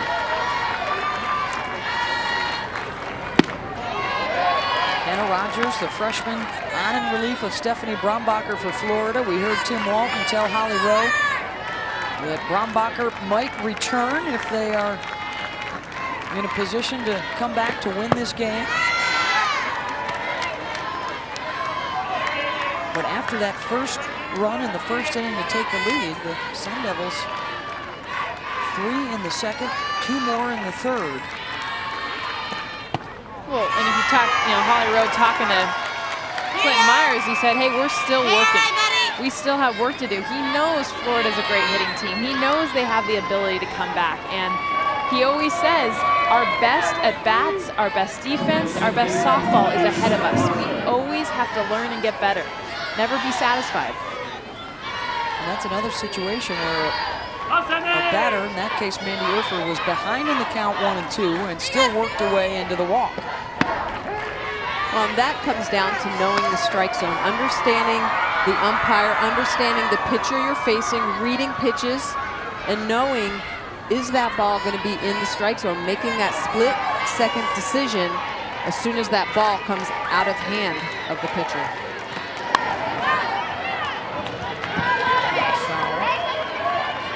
Talked earlier in the week that in fast pitch softball you have a little over 0.3 of a second to basically read that pitch and come to contact. Major League Baseball is a little over 0.4 of a second. That's a 20% difference. 20% quicker in fast pitch softball, less time.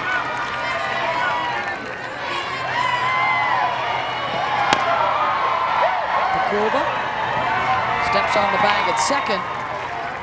We'll get the lead runner going down. ESPN2 has coverage of the NBA for you on Thursday night. At 8 Eastern, it's the Washington Mystics and Elena Beer taking on the Atlanta Dream and Angel McCautry. The WNBA presented by Pennzoil on ESPN2 Thursday at 7 Eastern, as well as on ESPN3.com. Alex Johnson walked and scored in the second, and then a 2-run single in the third.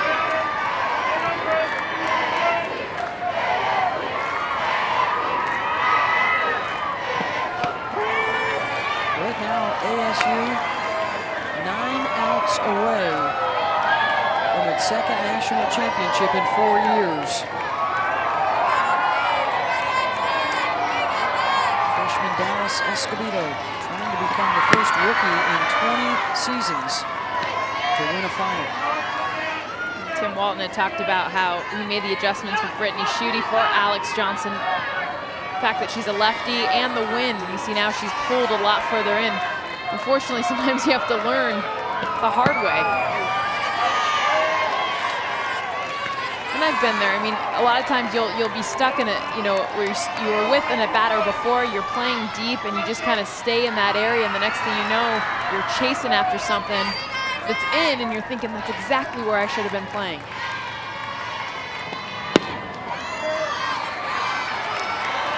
Second walk issued by Rogers. Hannah coming in tonight in the World Series had 17 strikeouts and 17 walks.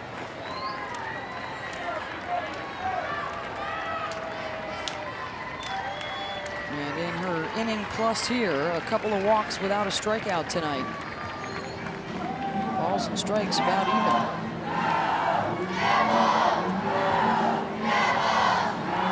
I think the big thing for Hannah Rogers is she needs to continue to use all of her pitches, try to mix speeds. We haven't really seen the Gators throw a lot of off-speed pitches to try to take that power away from ASU.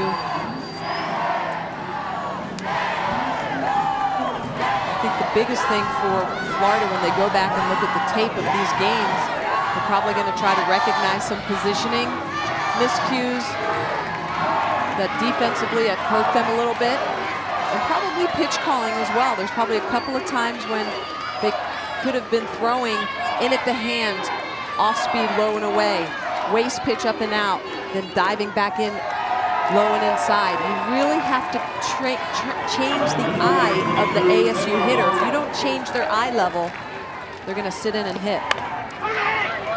Barrow lays it down. Rogers over to first to advance the runners.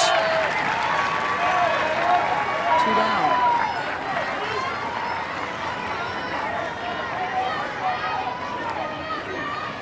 That will give Caitlin Boyd at the top of the order another opportunity.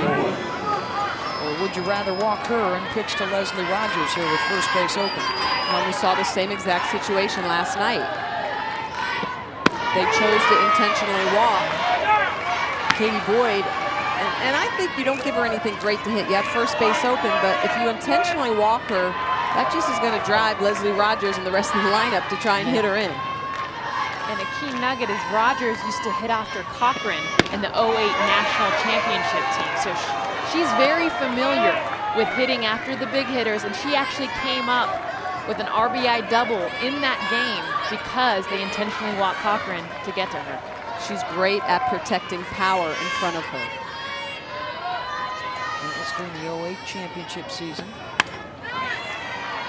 Boyd fouls one off, and yet again tonight, the bottom of the order on the bases for ASU. Their 7, 8, and 9 hitters are 2 for 6 with 2 walks, 3 runs batted in.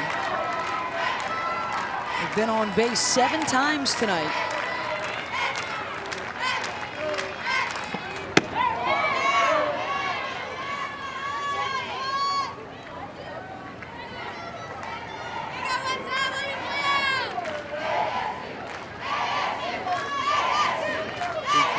Chat with Rogers. With Sam Carlick at third and Alex Johnson at second base.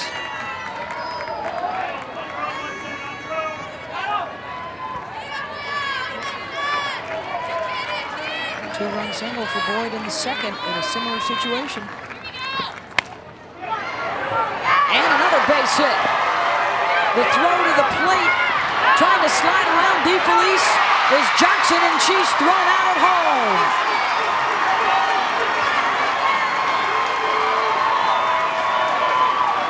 An RBI single by Boyd gets 1 run in as Parlick scores, and then Schutte throws out Johnson at home.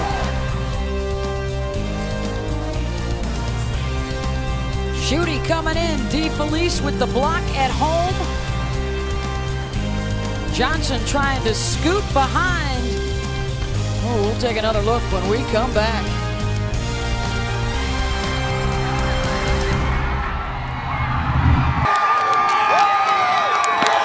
Well, Welcome back to Military Appreciation Night here at the Women's College World Series. And Arizona State a 6-1 lead over Florida, trying to make it 7 in the top half of the inning. And the play at the plate with DeFelice blocking Johnson.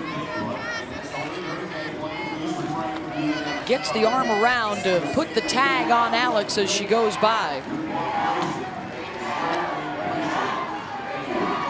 I think what Clint Myers was arguing is DeFelice's positioning in the baseline to force Johnson to have to go so far around her. That play was after Sam Parlick had already scored on the Caitlin Boyd RBI single. So Boyd has driven in 3 tonight and a 6-1 lead now to the bottom of the 5th. The leadoff coming through on a couple of at-bats for ASU. 8-9 in the top of the order here for the Gators. Let's go down to left field, back, and making the catch at the wall is Taylor Harrow. They've been driven deep both in left and right, but holding on.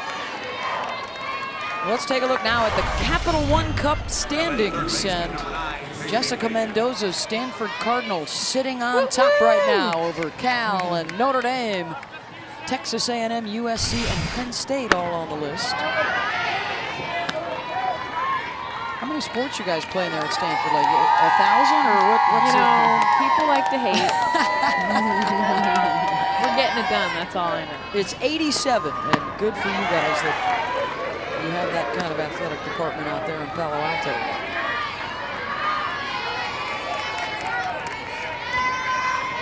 That's taking points from all of the sports teams from all the different NCAA sanctioned sports. Right now, Florida's got to be feeling good about their swings. I mean, we've had 5 batters in a row line or fly out to the warning track. And I know they're outs, but as a hitter, you walk back to the dugout, you're feeling good. Hey, I'm on her. If I get 1 more inch, that ball's out of the park. Yeah, exactly. And the other night they put a 5 spot up very quickly against Dallas Escobedo. This is a very potent offense for Florida once they get the engine running. How about this at the World Series? 14 home runs hit, 46 runs scored for Florida, just the 1 tonight. And this may be the last chance for the top of their order to come up. Leadoff hitter Michelle Moultrie, who has been dynamite throughout this Women's College World Series, tying the record for most hits and most home runs hit.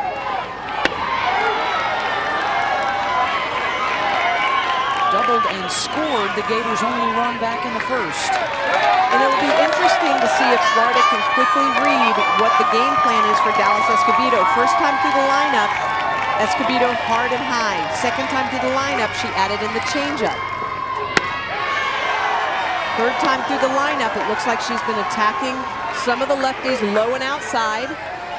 So it's going to be really quick to go ahead and ID what is their pattern, what are they doing? Rise early, change second time through. We're seeing, similar to game 1, a lot of rise balls in the first couple of innings, and then they have declined with each successive inning. School record 101 hits this year for Moultrie.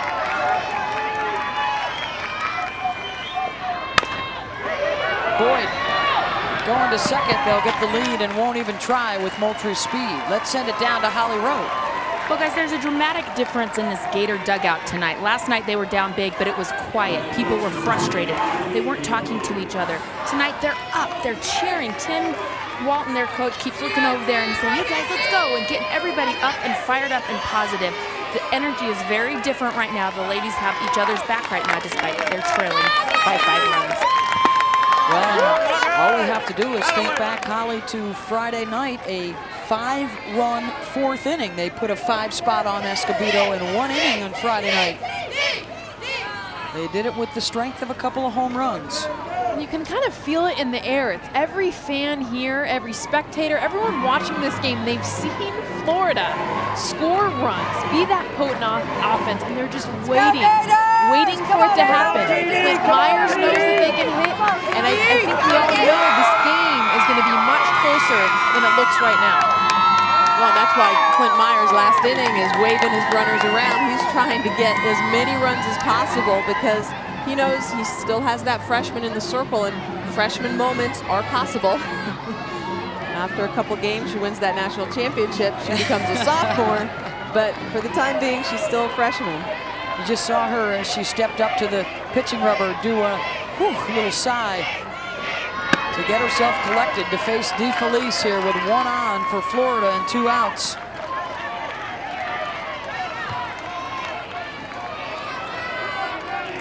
They get the out here. They are 6 outs away from a championship.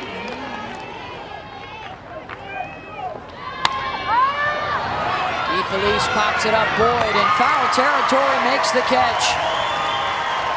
1 left on by the Gators. 5 complete and a 5-run ASU lead. Winning this would mean the whole world.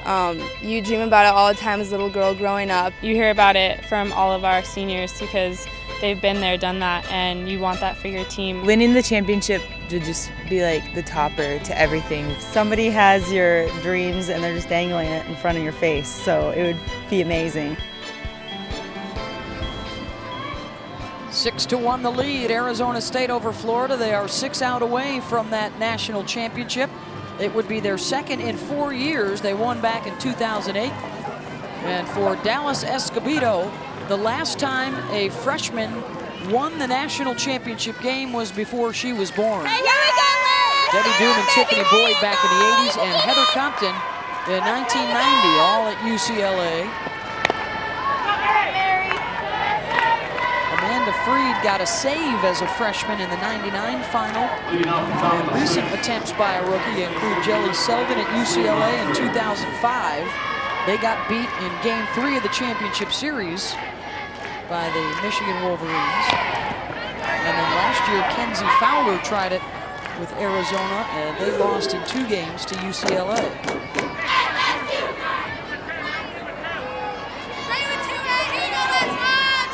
It's been somewhat of a Pac-10 tournament for the Florida Gators.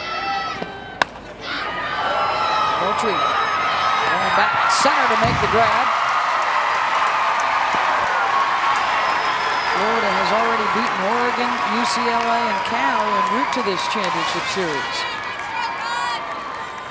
I just love Michelle Moultrie's speed, where she starts and she's catching this ball on a dead sprint. This is so hard to do. A lot of athletes, their head will go up and down so much that it's so hard to be able to track that ball, see the ball, and make the catch.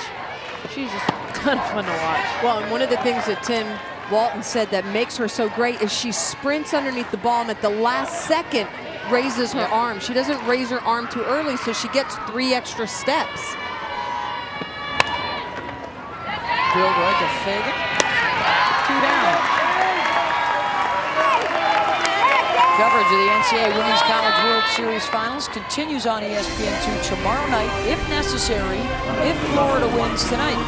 We'll be back here on ESPN2 at 8 Eastern. It's the NCAA Women's College World Series Championship Series. It's also available online at ESPN3.com. Annie Lockwood, a couple of singles and a run scored tonight.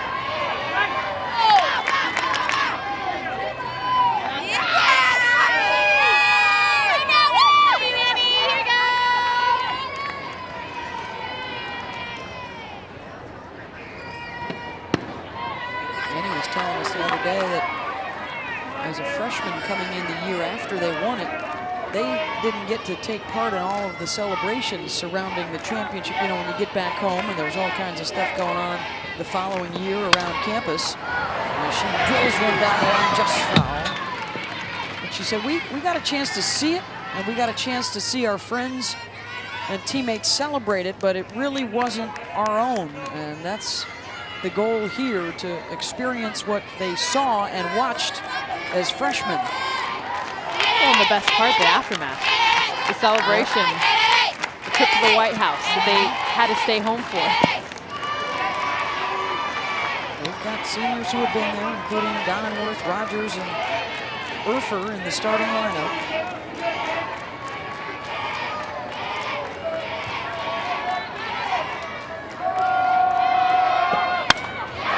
Launched out to left and gone. That might be the longest one of the series yet.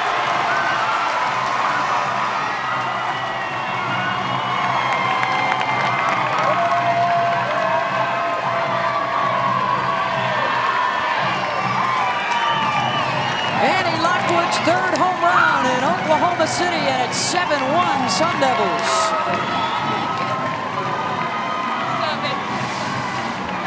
Lockwood locks in on this pitch on the inside part of the plate, and watch this flip. As soon as she hits the ball, she knows. I mean, this ball is just crushed, and watch this flip. Yeah, straight into the home run job.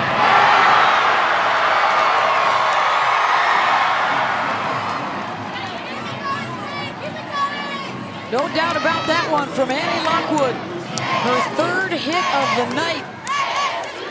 And her fifth of this championship series, including 2 home runs. I don't think there's a better sound in the world than that. When ball hits bat perfectly, but the way that sounded, the way it blasted out of the stadium. Oh, you can just hear that on replay over and over. My favorite sound is when that spinning ball hits the leather of the catcher's glove. Yeah. Beth Bowens, along with Olympic gold medalists Jessica Mendoza and Michelle Smith, as well as Holly Rowe.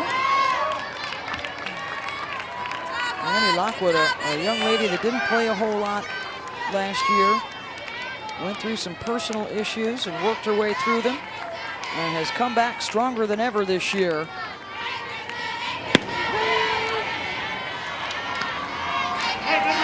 Realized she couldn't do it all on her own, and has relied a lot on her teammates. As one of the first ones to arrive at practice, one of the last ones to leave.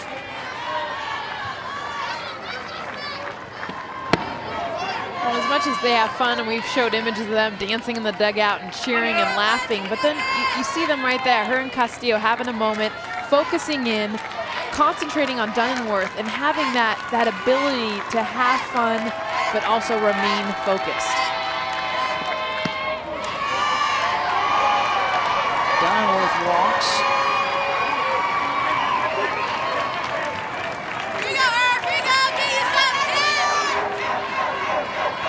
Mandy Urfer, who has singled and walked twice, scored a run tonight.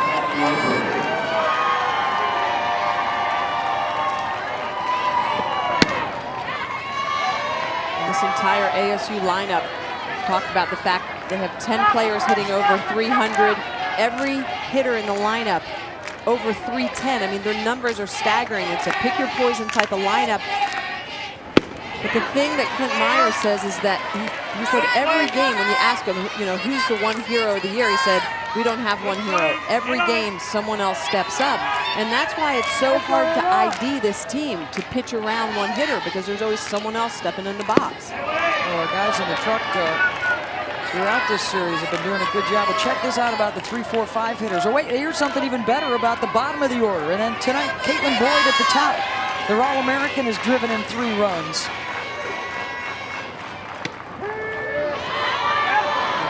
Statistician's dream and a opposing pitcher's nightmare.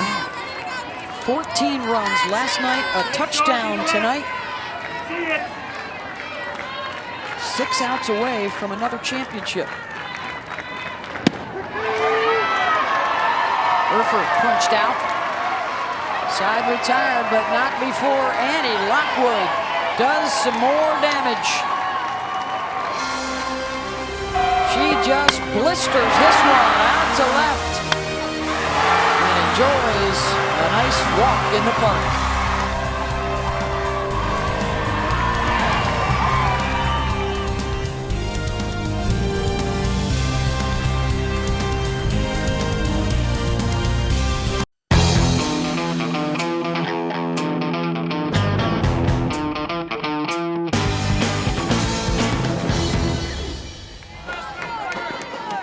Welcome back to the 2011 Women's College World Series. The home run ball from Annie Lockwood and a 7-1 lead. Now let's talk a little defense, Michelle, with our Home Depot coaching clinic.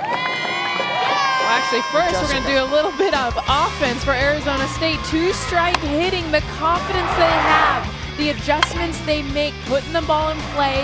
That's why they get ahead. And defensively for Florida, look right here, for Freeze It, you can see right here, Asia Pakulda, I think she has an opportunity to go to second base on the throw. Instead, she chooses to go after the tag. Look at here, she tries to go after the tag, she misses, she only gets one out, and because of that, another runner is in scoring position and ends up coming in to score. If she sits back, drops steps, and throws to Cheyenne Coyle, she can turn the double play. Because remember, Sam Parlick hit that ball. She's a right-handed batter. Little decisions, big end results, resulting in runs up on the board. Now the Gators at the plate, 3, 4, and 5. With a big deficit to try and make up against Dallas Escobedo, the freshman from Glendale, Arizona. Local product who decided to stay close to home and to embrace all of the expectations and all of the pressures of playing in front of the hometown. Trying to get another championship trophy back to Tempe. Clint Myers talked about her being on the accelerated plan. She has had to grow up so quickly and sometimes under duress in games and kind of learn on the fly. She has gotten a lot of help from the veterans around her. She points to Mandy Urfer in particular, somebody in games that has one of the bigger voices and can help her out.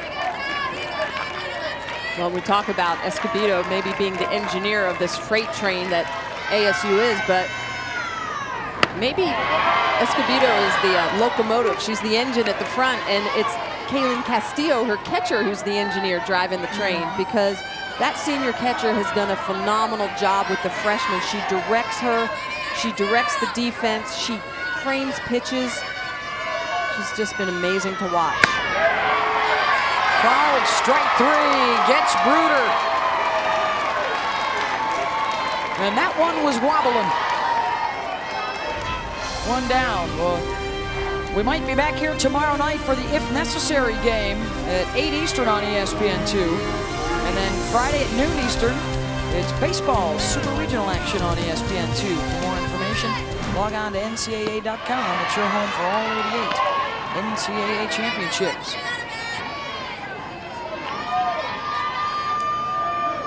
First strikeout for Escobedo since the second inning. 4 now on the night. Called strike to Schutte. Brittany had the sacrifice fly to drive in the Gators' only run in the first inning, and a long fly out to right field in the third. Changeup is in there.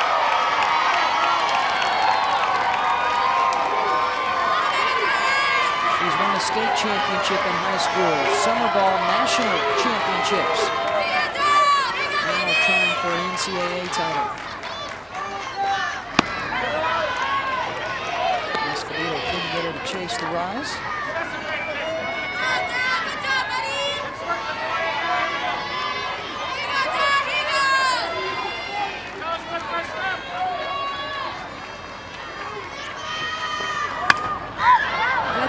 The biggest surprise for me when it comes to analyzing the Gators offense is that with all the lefties that they have in their lineup, the majority of them are off the plate. We have really yet to see Dallas Escobedo challenge them inside. She constantly attacks that outside corner, and we haven't really seen the Gators move up on the plate to try to reach that outside pitch.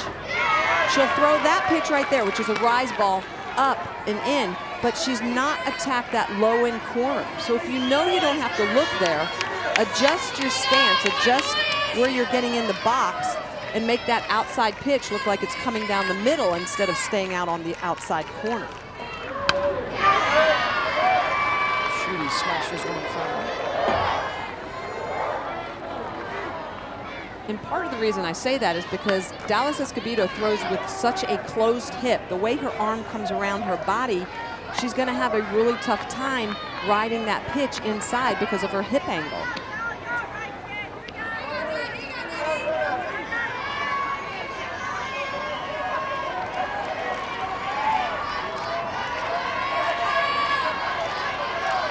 count to Shooty.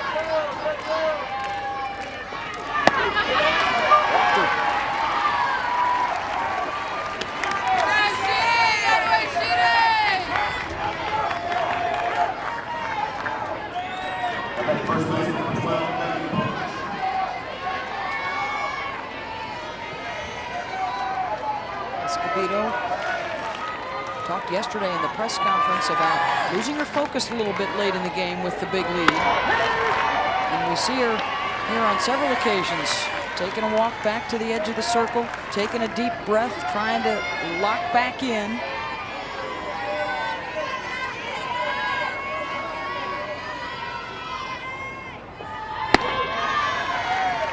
Megan Bush lays off the rise ball.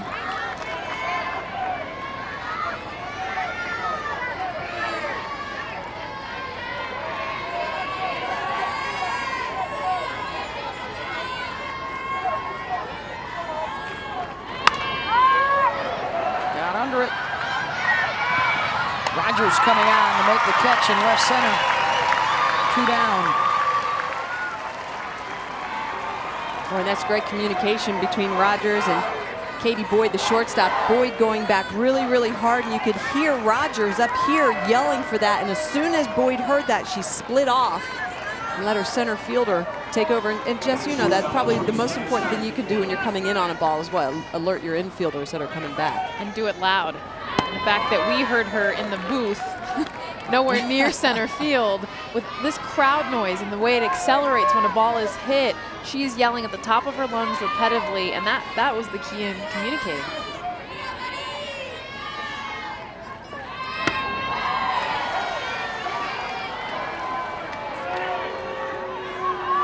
Coyle is 0 for 2 tonight with a strikeout in the second inning. Flew out to deep left in the 4th.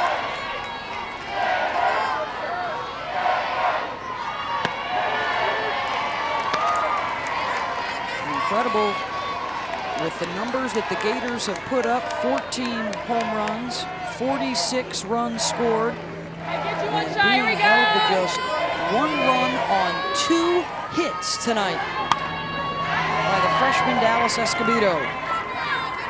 Well, Beth, what's impressive about that is the number of innings she's thrown against the Gators and still continued to come back and put a lot of goose eggs up on the board and just the 2 hits. You would think that each successive time that the Gators see Dallas, that they would be able to ID her pitches and hit her harder. And that's been the opposite case. And that's where you got to tip your hat to Chuck Darcy, the pitching coach for ASU. The scouting report, I mean, Escobedo throwing her rise ball still, but not as many. She's really been working that screwball and the backdoor curve on the right side of the plate, going with a different approach.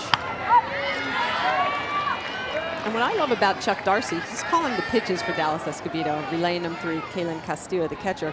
But he doesn't have a lot of chart work in front of him. He played men's fast pitch softball. He knows how to call pitches. And I know he gets some assistance from some of the other coaches in the dugout, but a lot of his pitch calling goes on gut and knowing how to set up hitters. That is a huge part of pitching. And that's the difference between a pitcher and a thrower. There's a lot of kids that can throw a ball, but pitching is about the nuances of setting up hitters.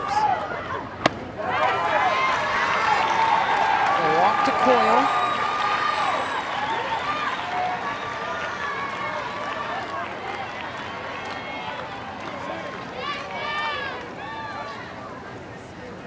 Two on with 2 out. We'll take you back to what happened last night when the Gators hit 3 late home runs to make things a little interesting. She was so strong early in the game, and again the case here tonight. But 3 walks in the last 2 innings. And you can see, to me, the big stat is the walks, the 7 base on balls late in the game. And I think part of that is when she starts to get a little tired, her control. I love when Clint Myers comes out. Every time he comes out there, they all immediately start to laugh. And I think he does a good job of keeping the game simple. And right now he's probably giving specifics, but I'm sure he entered the conversation with a joke. Kind of make everyone laugh, relax. This is not a big deal. And now he's coming in with this is what you have to do. enjoying the moment right now. Trying to lock down another national championship. Dallas could make some history and become the first freshman in 20 years to win the championship game.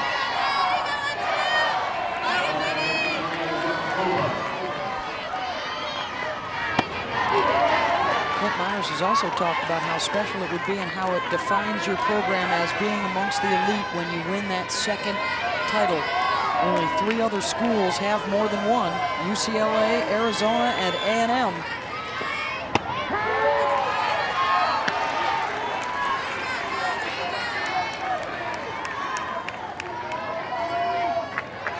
Pakuba has a walk and a fly out tonight.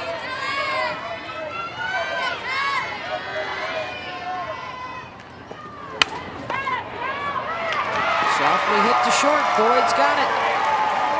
ASU 3 outs away from a title. Comfortably in front, 7-1.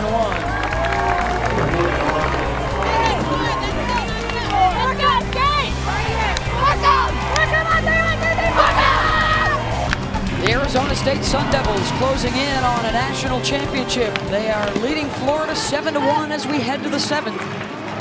And they are trying to grab their second title in 4 years. Katie Burkhart, the left-hander, was terrific. She had 7 shutouts in 10 tournament games and allowed just 2 earned runs. And in Game 2 of the championship series, Katie Cochran with the big blast, a 3-run home run. And the final out registered by Burkhart, and the Sun Devils had their first national championship and now are 3 outs away from another. But first, they'll get one more chance to swing the sticks. 7, 8, 9. Sam Parlick has reached twice with a couple of fielder's choices tonight.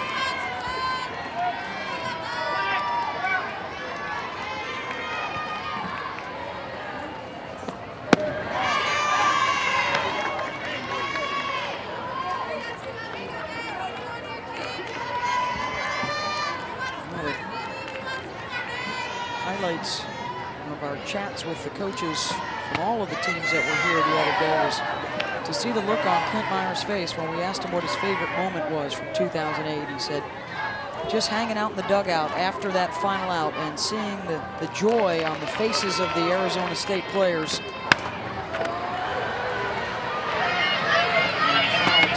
And the catch is made by Bruder. 1 down. He called it the greatest show on earth to see all them smiling and jumping around and enjoying that wonderful moment that some of them thought may be once in a lifetime, but for these seniors, it may be twice.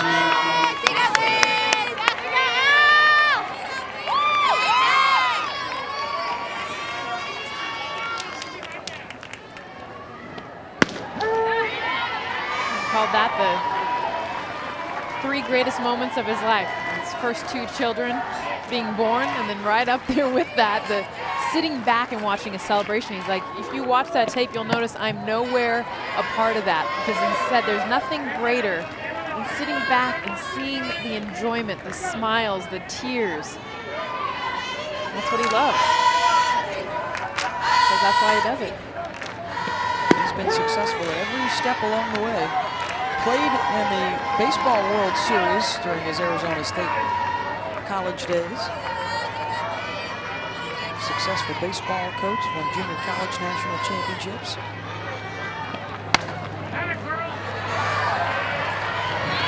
Trying to add to the Pac-10 legacy. This would be 23 of the 30 NCAA championships to the Pac-10 conference if they win this one tonight.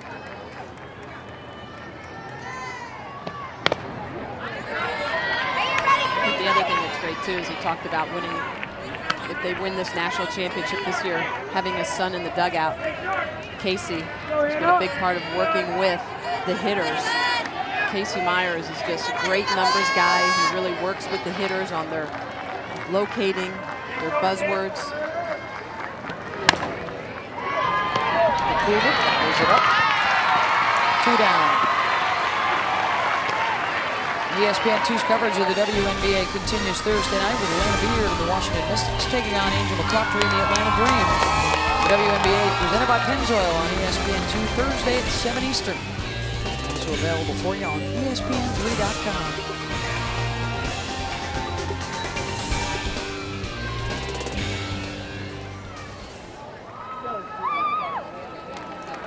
Got a pinch hitter here for the Sun Devils. Christina Zambrana. Well, Gator fan hoping for a big comeback in the bottom of the 7th inning.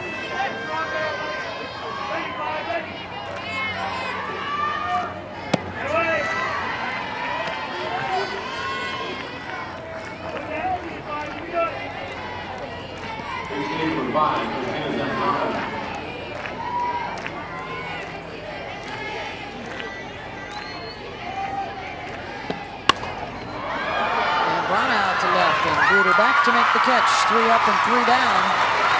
And 3 is the magic number for the Arizona State Sun Devils. Florida's last chance to keep their title hopes alive. Chance for the Florida Gators here in Game 2 of the Championship Series. Arizona State taking the opening game last night 14-4 and now a 7-1 lead tonight. 3 outs to get the program's second national championship.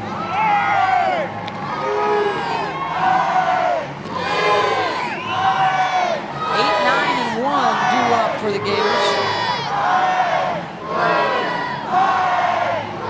It started out promising. They scored in the first inning on the sacrifice fly from Brittany Schutte and grabbed the 1-0 lead, but then Arizona State didn't give them any chance to relax. 3 runs in the second, 2 more in the third, and then single runs in the 5th and 6th, including an Annie Lockwood home run. And the chances for the SEC's first national championship are fleeting.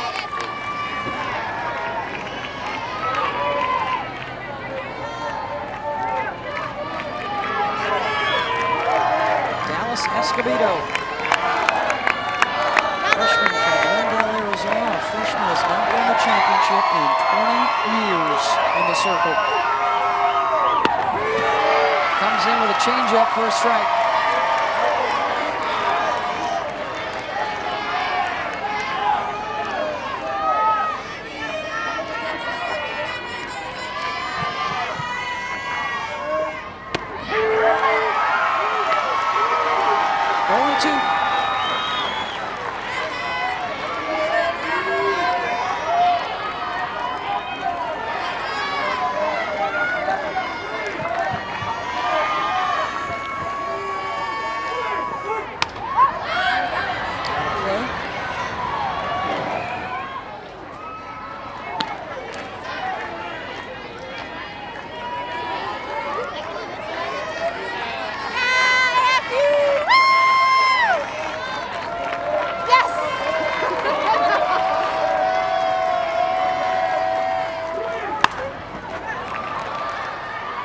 Foul ball from Gamble.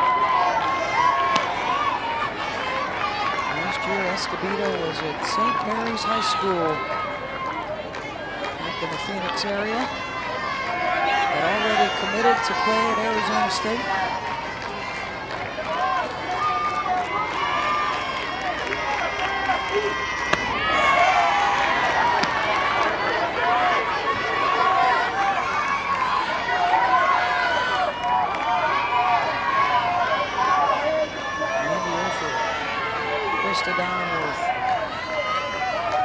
The seniors, along with Leslie Rogers, looking for a second national championship.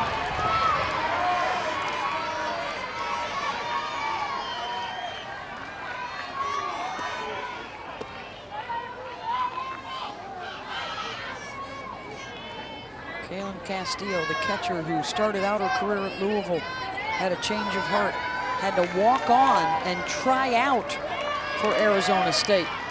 Was sitting on her couch at home watching them celebrate the 2008 championship.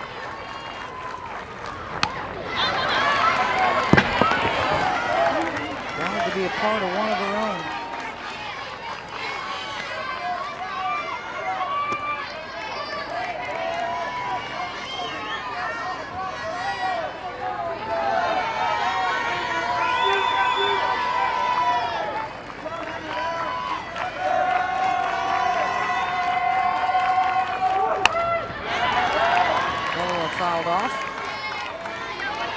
Escobedo has thrown every pitch in every game in the postseason throughout the regionals and supers and here at the World Series.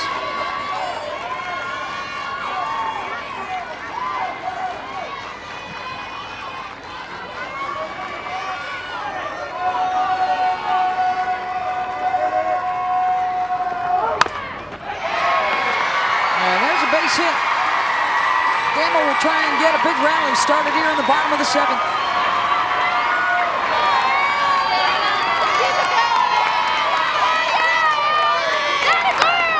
Escobedo actually shook off the initial sign. She wanted to go with this pitch. Gamble just does a good job, 2 strikes, pound the ball to the ground.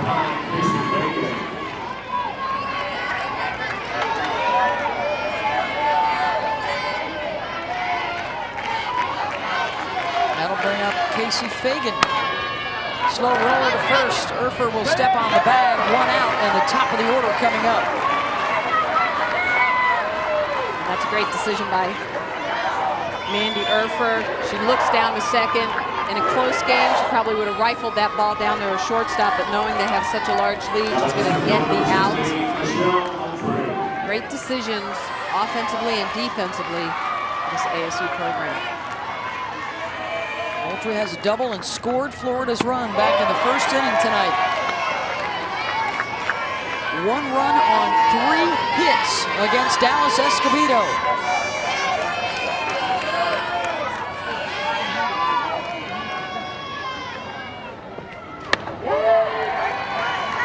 One and one.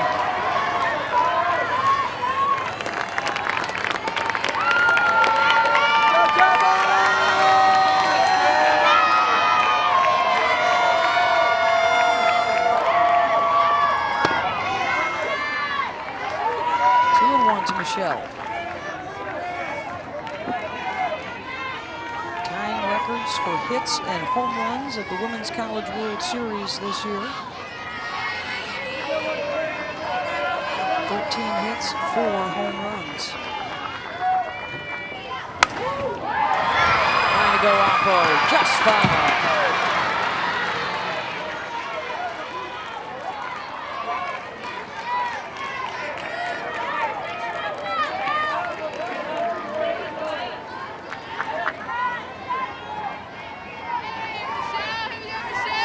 Boppers hoping to get another opportunity to pick up the bat for Florida.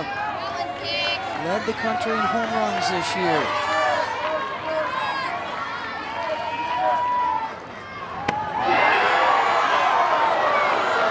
Speed just missed. That's a great pitch, Del. Let it go. That's it. Michelle, out of baby. That was Clint Meyer's voice you just heard there. That was a great pitch, Dallas.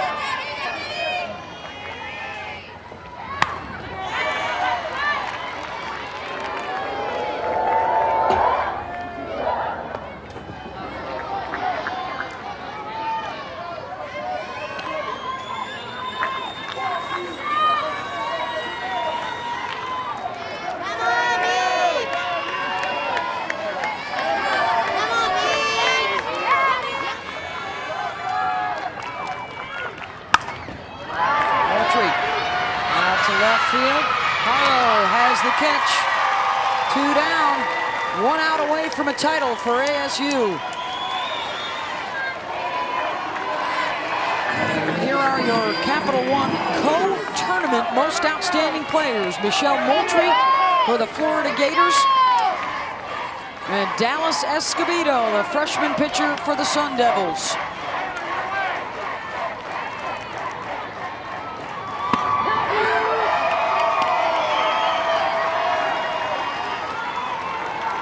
A strike to Tiffany DeFelice, and the last chance for Florida.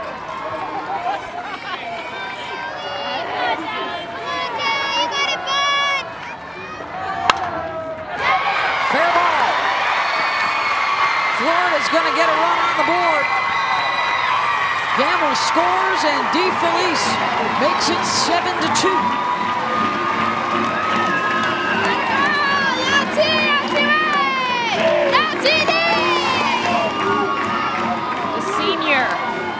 Does not want to it to be her last at bat. She pulls a pitch, kind of middle, but you can tell the fierceness in her eyes. As you know, it goes to your mind as a senior, you do not want this to be your last at bat. Ellie Langley is on to run here, and now for Florida, they're into the heart of the order. The number 3 hitter, Kelsey Bruder. Another senior will try and extend the season.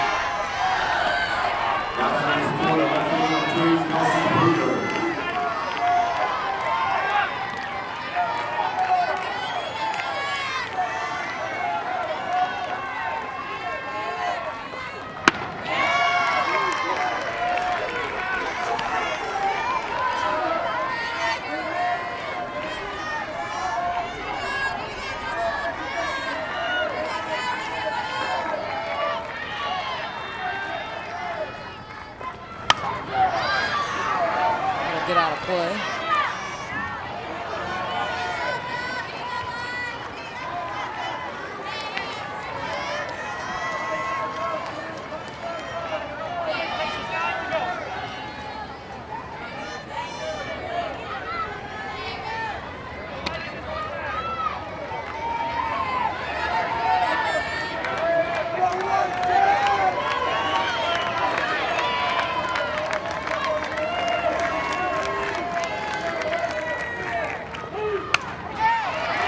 Two and two. Down to their final strike. Come on, down!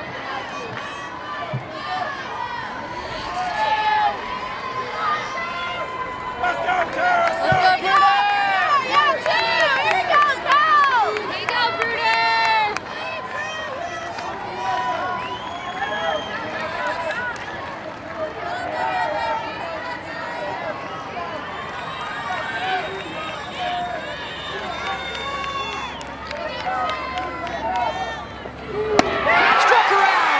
And the Sun Devils shine for a second time in Oklahoma City.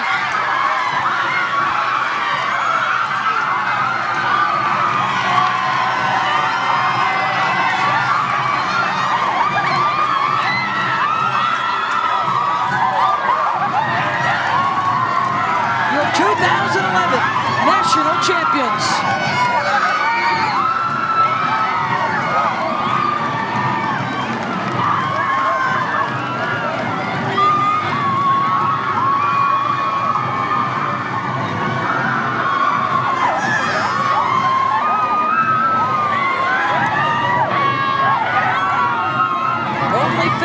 The freshman strikes out Bruder with a rise ball. The first rookie to pitch and win a national championship game in 20 years. And the second title in program history as they defeat the Florida Gators 7-2. And for the Pac-10 Conference, that's 23 out of 30 softball championships.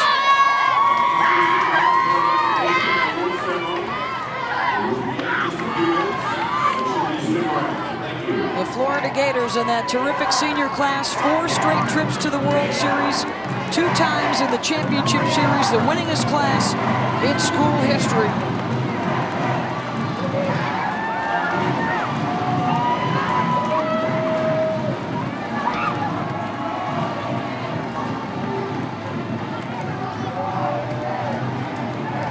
Let's send it down onto the field right now with Holly Rowe.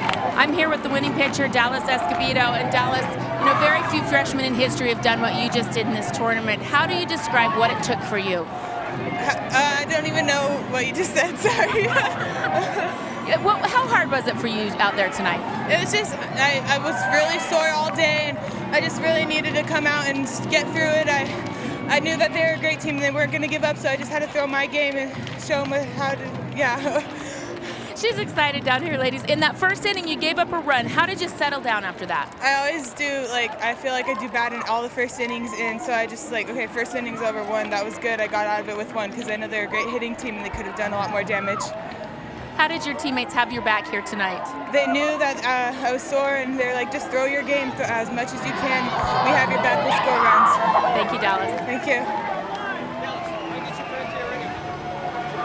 Dallas Escobedo and the Arizona State Sun Devils, a total team effort in the circle and at the plate to get their second national championship. Well, the thing that I love is that Clint Myers says if we go out and we get good pitching, we play good defense, and we get timely hitting, if we play Sun Devil softball, he says, I feel really good about our chances. And they've done that the entire postseason. They have done all the things correctly. They had the #1 seed coming in, the target on their back. No one thought they could do it because no team has done it in the last decade coming in #1. They were able to prove everybody wrong that #1 they are, and they did it completely. Let's go back down to the field in Holly Road. Well, Kaylin, you came into this game, your senior, Dallas Escobedo, your pitcher, just told us that she was pretty sore. She was tired out here tonight. How were you able to work her through this for a championship? Well, in the beginning, I knew she was going to be a little nervous, so I wanted to do something to help her out, so I made her laugh. And then through it, she may have been sore, but she was throwing the hardest she'd thrown all tournament. I think it was a little adrenaline pumping, but that was it. Throughout this entire tournament, your lineup has been so amazing. I mean, if it wasn't you coming through, it was the bottom of the lineup. How do you describe the collective effort that this took? We always talk about the hottest team at the moment is going to win, and thank God it was us today. But, you know, we knew we were going to have to use everybody, so it wasn't a shock that our bottom of the lineup came through. The last time they won the national championship, you were home watching on the couch. How different is it tonight? Oh, I get the shirt and I get the hat, everything. It's amazing. It's a little surreal, to be honest. I can't believe I caught the last pitch because I wasn't even watching. But it's awesome. I can't even describe it. Thank you. Thank you so much. She wasn't even watching that last pitch, but she caught it for the strikeout for Dallas Escobedo and a national championship.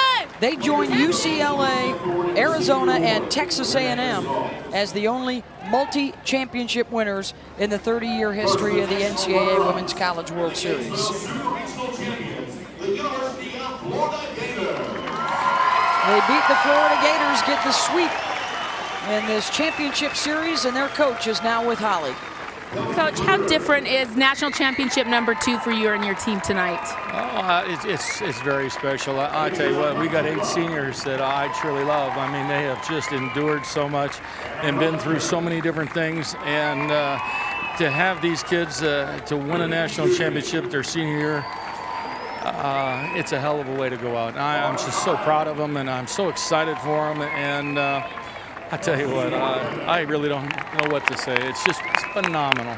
I'm not sure we've seen more of a team effort. Your defense doesn't commit an error in 5 postseason tournament games. You have a freshman pitcher who comes up like a veteran, and your hitting was timely.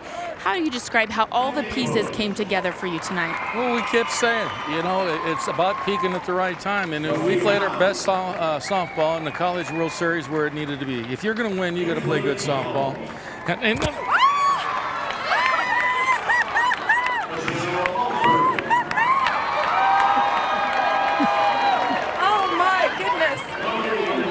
Coach, has that ever happened to you before? Never happened to me before. Never happened to me before. Well, you wear it pretty well, Coach. You told us that winning 2 sets you into a special kind of stratosphere in softball. How do you think this sets your program apart now, besides the obvious attractive facial? I tell you what, you know, it's so hard to win 1, and I have the opportunity to win 2. That's just plain special. I mean, you're into an elite group. I mean, you know, we're not to the UCLA, U of A yet, but give us time. You know, I mean, we're moving in the right direction. We've got great coaching, great players coming back, and we got great players coming in. And we're, you know, this is where you want to be. Come this time of year, this is exactly where you want to be. If you're not playing for it. So that's our goal. Well, Coach, you look a little bit like Santa Claus right now. I think you bring Christmas early to the Phoenix area. Thanks so much. Thank you. I appreciate it. Thanks, Rick. I should have given you a hug. Should have given you a hug and a big kiss. Thank you very much, Holly, and the national championship to Arizona State, 7-2 the final. Sports Center is coming up next. This has been a presentation of ESPN, the worldwide leader in sports. For a complete wrap-up, interviews, and press conference coverage, switch over to ESPNU now. For Jessica Mendoza, Michelle Smith, Holly Rowe, and our entire crew, I'm Beth Mowens. So long from Oklahoma City, and congratulations to Arizona State.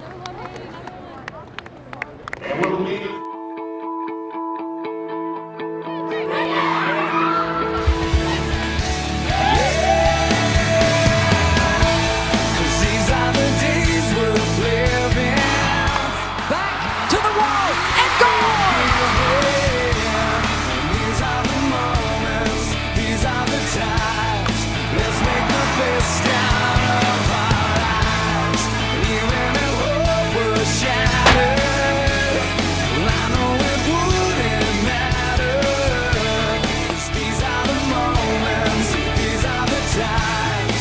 Let's make the best out of our lives. Donenworth drills that one out to left center and gone.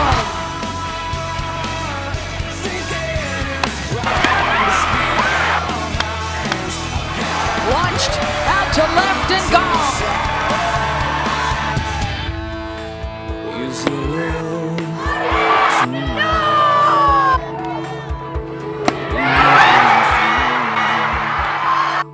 Well, can we get it right? Yeah, well, can we get it right? 'Cause these are